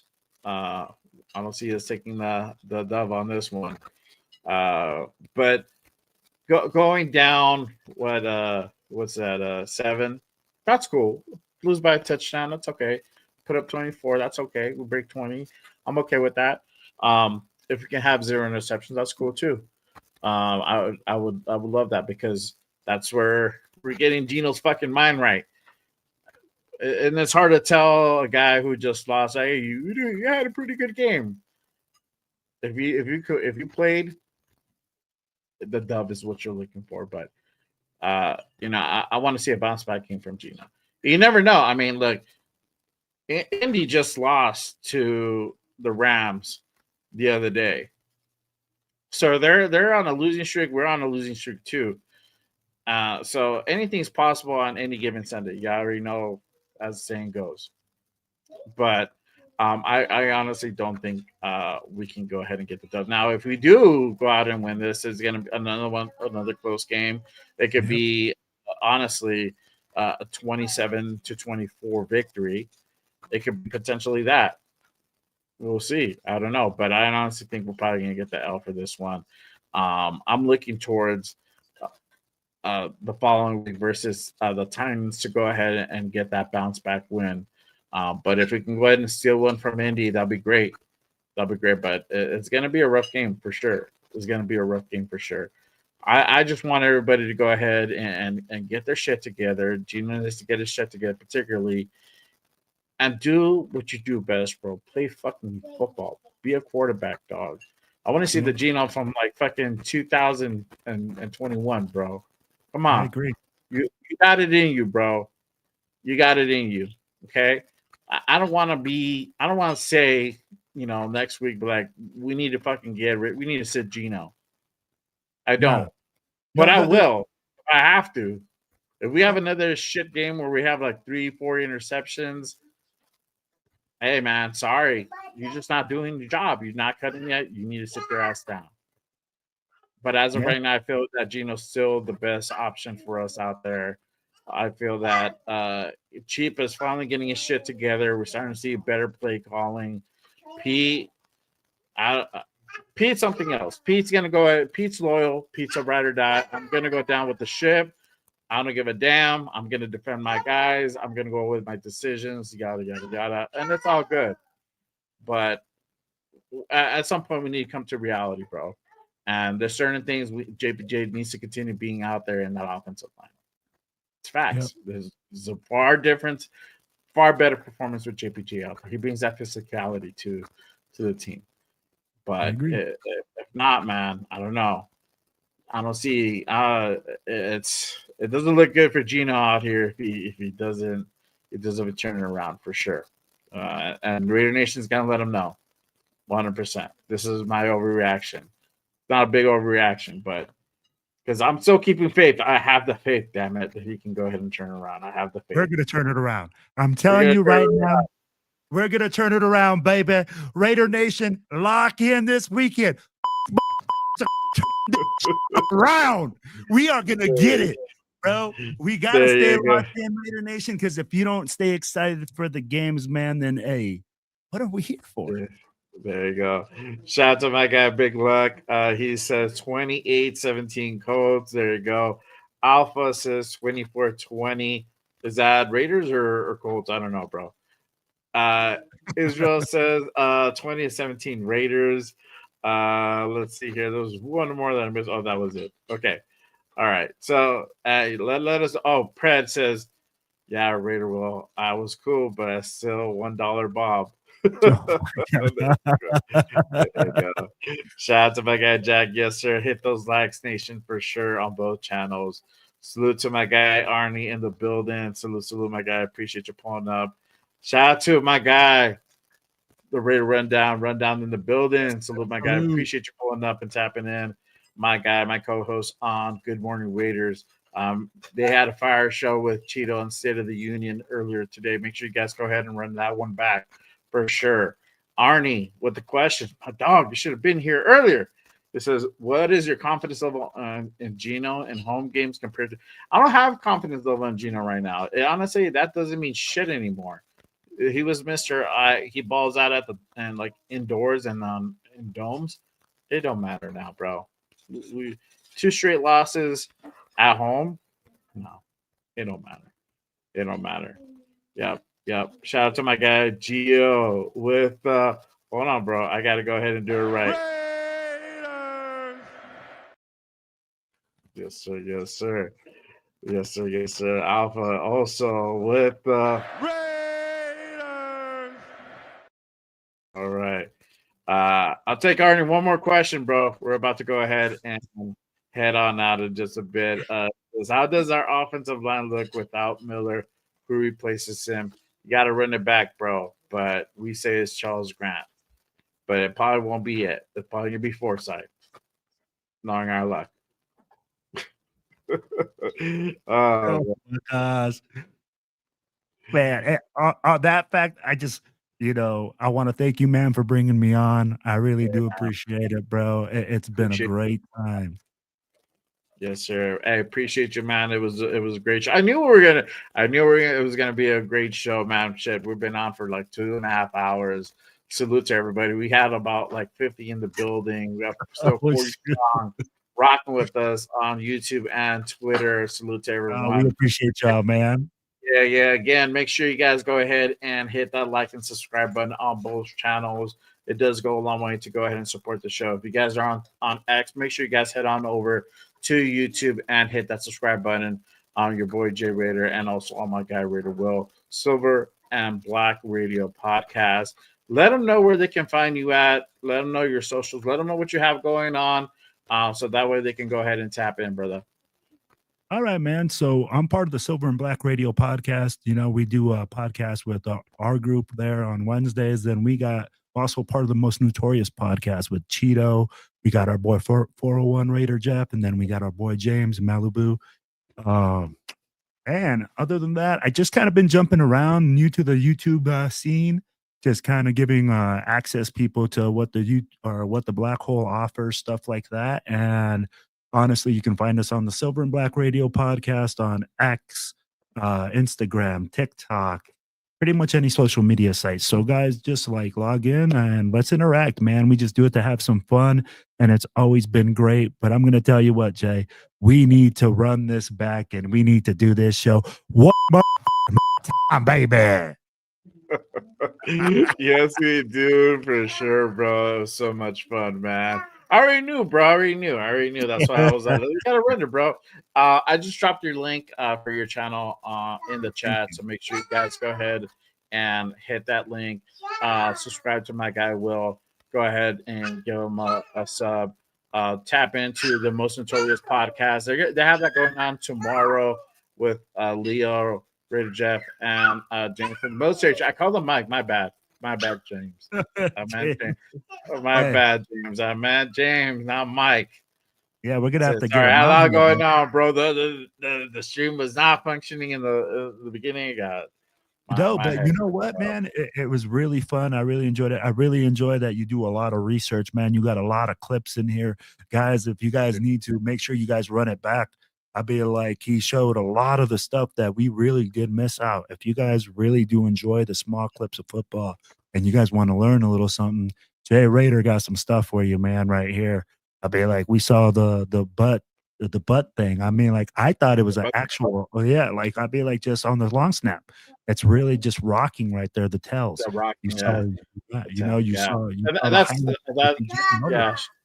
Shout out to Sanjeet. That was Sanjeet on that. Then make sure you guys go ahead and give him a follow on YouTube. Sanjeet with the fire content with film breakdown. Same thing with my guy 805, Real Talk Raider Nation. They do the War Room Sundays and Tuesdays. Absolutely. Make sure you guys go ahead and tap in, or Thursdays. I think they're on Thursday now. I forgot what day they're on. They're on Sundays for sure. I think on Tuesdays. But make sure you guys go ahead and give my guy Real Talk Raider Nation 805 a follow. Same thing for Chris and Severe. Those guys over at the War Room Fire Podcast for sure. But that is our time for today. Obviously, you already hear the fam in the background. Yes, sir. It did time for me. It did time for me. But hey, well, appreciate every single one of you guys. Thank you for tapping in and rocking with us on this Monday night. I hope you guys are enjoying the game. And then I'm glad you guys go ahead and rock with me. As usual, make sure you guys go ahead and tap in to the shows this week. I got the Raider connection with my guys, Leo, Hollywood Raider Jeff, and LB Raider 10, my guy Nate. Hollywood! 7 p.m. on Wednesday, every damn Wednesday at 7 p.m. Pacific. Make sure you guys pull up for that one. And this Saturday, Good Morning Raiders, 10 a.m. Pacific on the West Coast. My guy, my boy, in here right now. We got a special guest lined up for this Saturday. We're gonna bring in none other than our guy 805 in the building. He's gonna run it back with all three of us this time. So I had 805 in the beginning when I first started that show.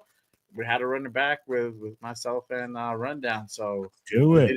We did it with Leo last week, and it was a fire. I saw, bro. I was locked in. It sucked, bro. I had to leave. I had the UNM game. I had the college game I had to go to. So I had to cut it a little bit short. But we still rocked it for like an hour and a half, bro. It was fire. Oh, bro, you guys bro. You keep creating fire content, bro. I love the way you're networking with everybody, and just like, that's what it's all about. Just networking, having fun, and we really do enjoy y'all locking in, man. And we appreciate the support. I see Israel, I see Predator, I see all these guys on here just jumping on. And yo, hey, I hope I'm able to run it back with you. And I'm like, maybe we'll see what happens. We're gonna do it. We're gonna do this thing. We're gonna do this next Monday. We're gonna do this thing on Sunday. We're gonna go ahead and do the post game. I'll bring you on, brother. I'm fair warning. Hey. Like, excuse me if I'm like, I'm pretty chill. I'm pretty chill, bro. If I'm pissed, it's because the fucking Raiders lost, and I gotta do therapy session with the nation and just air out my shit. And sometimes it's pretty, sometimes it's not so pretty. I'm sorry. That's how it comes out sometimes. But hey, at the end of the day, I want to go ahead and just bring in all the content creators together, the nation together. We're one nation. That's all about. Yes, I'm not trying to have everybody divided. So, I try to work with everybody, and much love to everybody. That's all. But salute to you guys, my guy Gio. He's already with the Raiders. Y'all already know. Same thing. My guy Jack with the Raiders. That's what's up. Appreciate you guys. We'll see you guys next time. That is our time for today. Again, make sure you guys hit that like and subscribe button on the channels. But until next time, you nation, we'll see y'all. Hey, stay locked in, motherfuckers. Stay locked in. Yes, sir. Raiders. Peace, y'all. One. There you go. That's what's up. You already heard it. Let's know.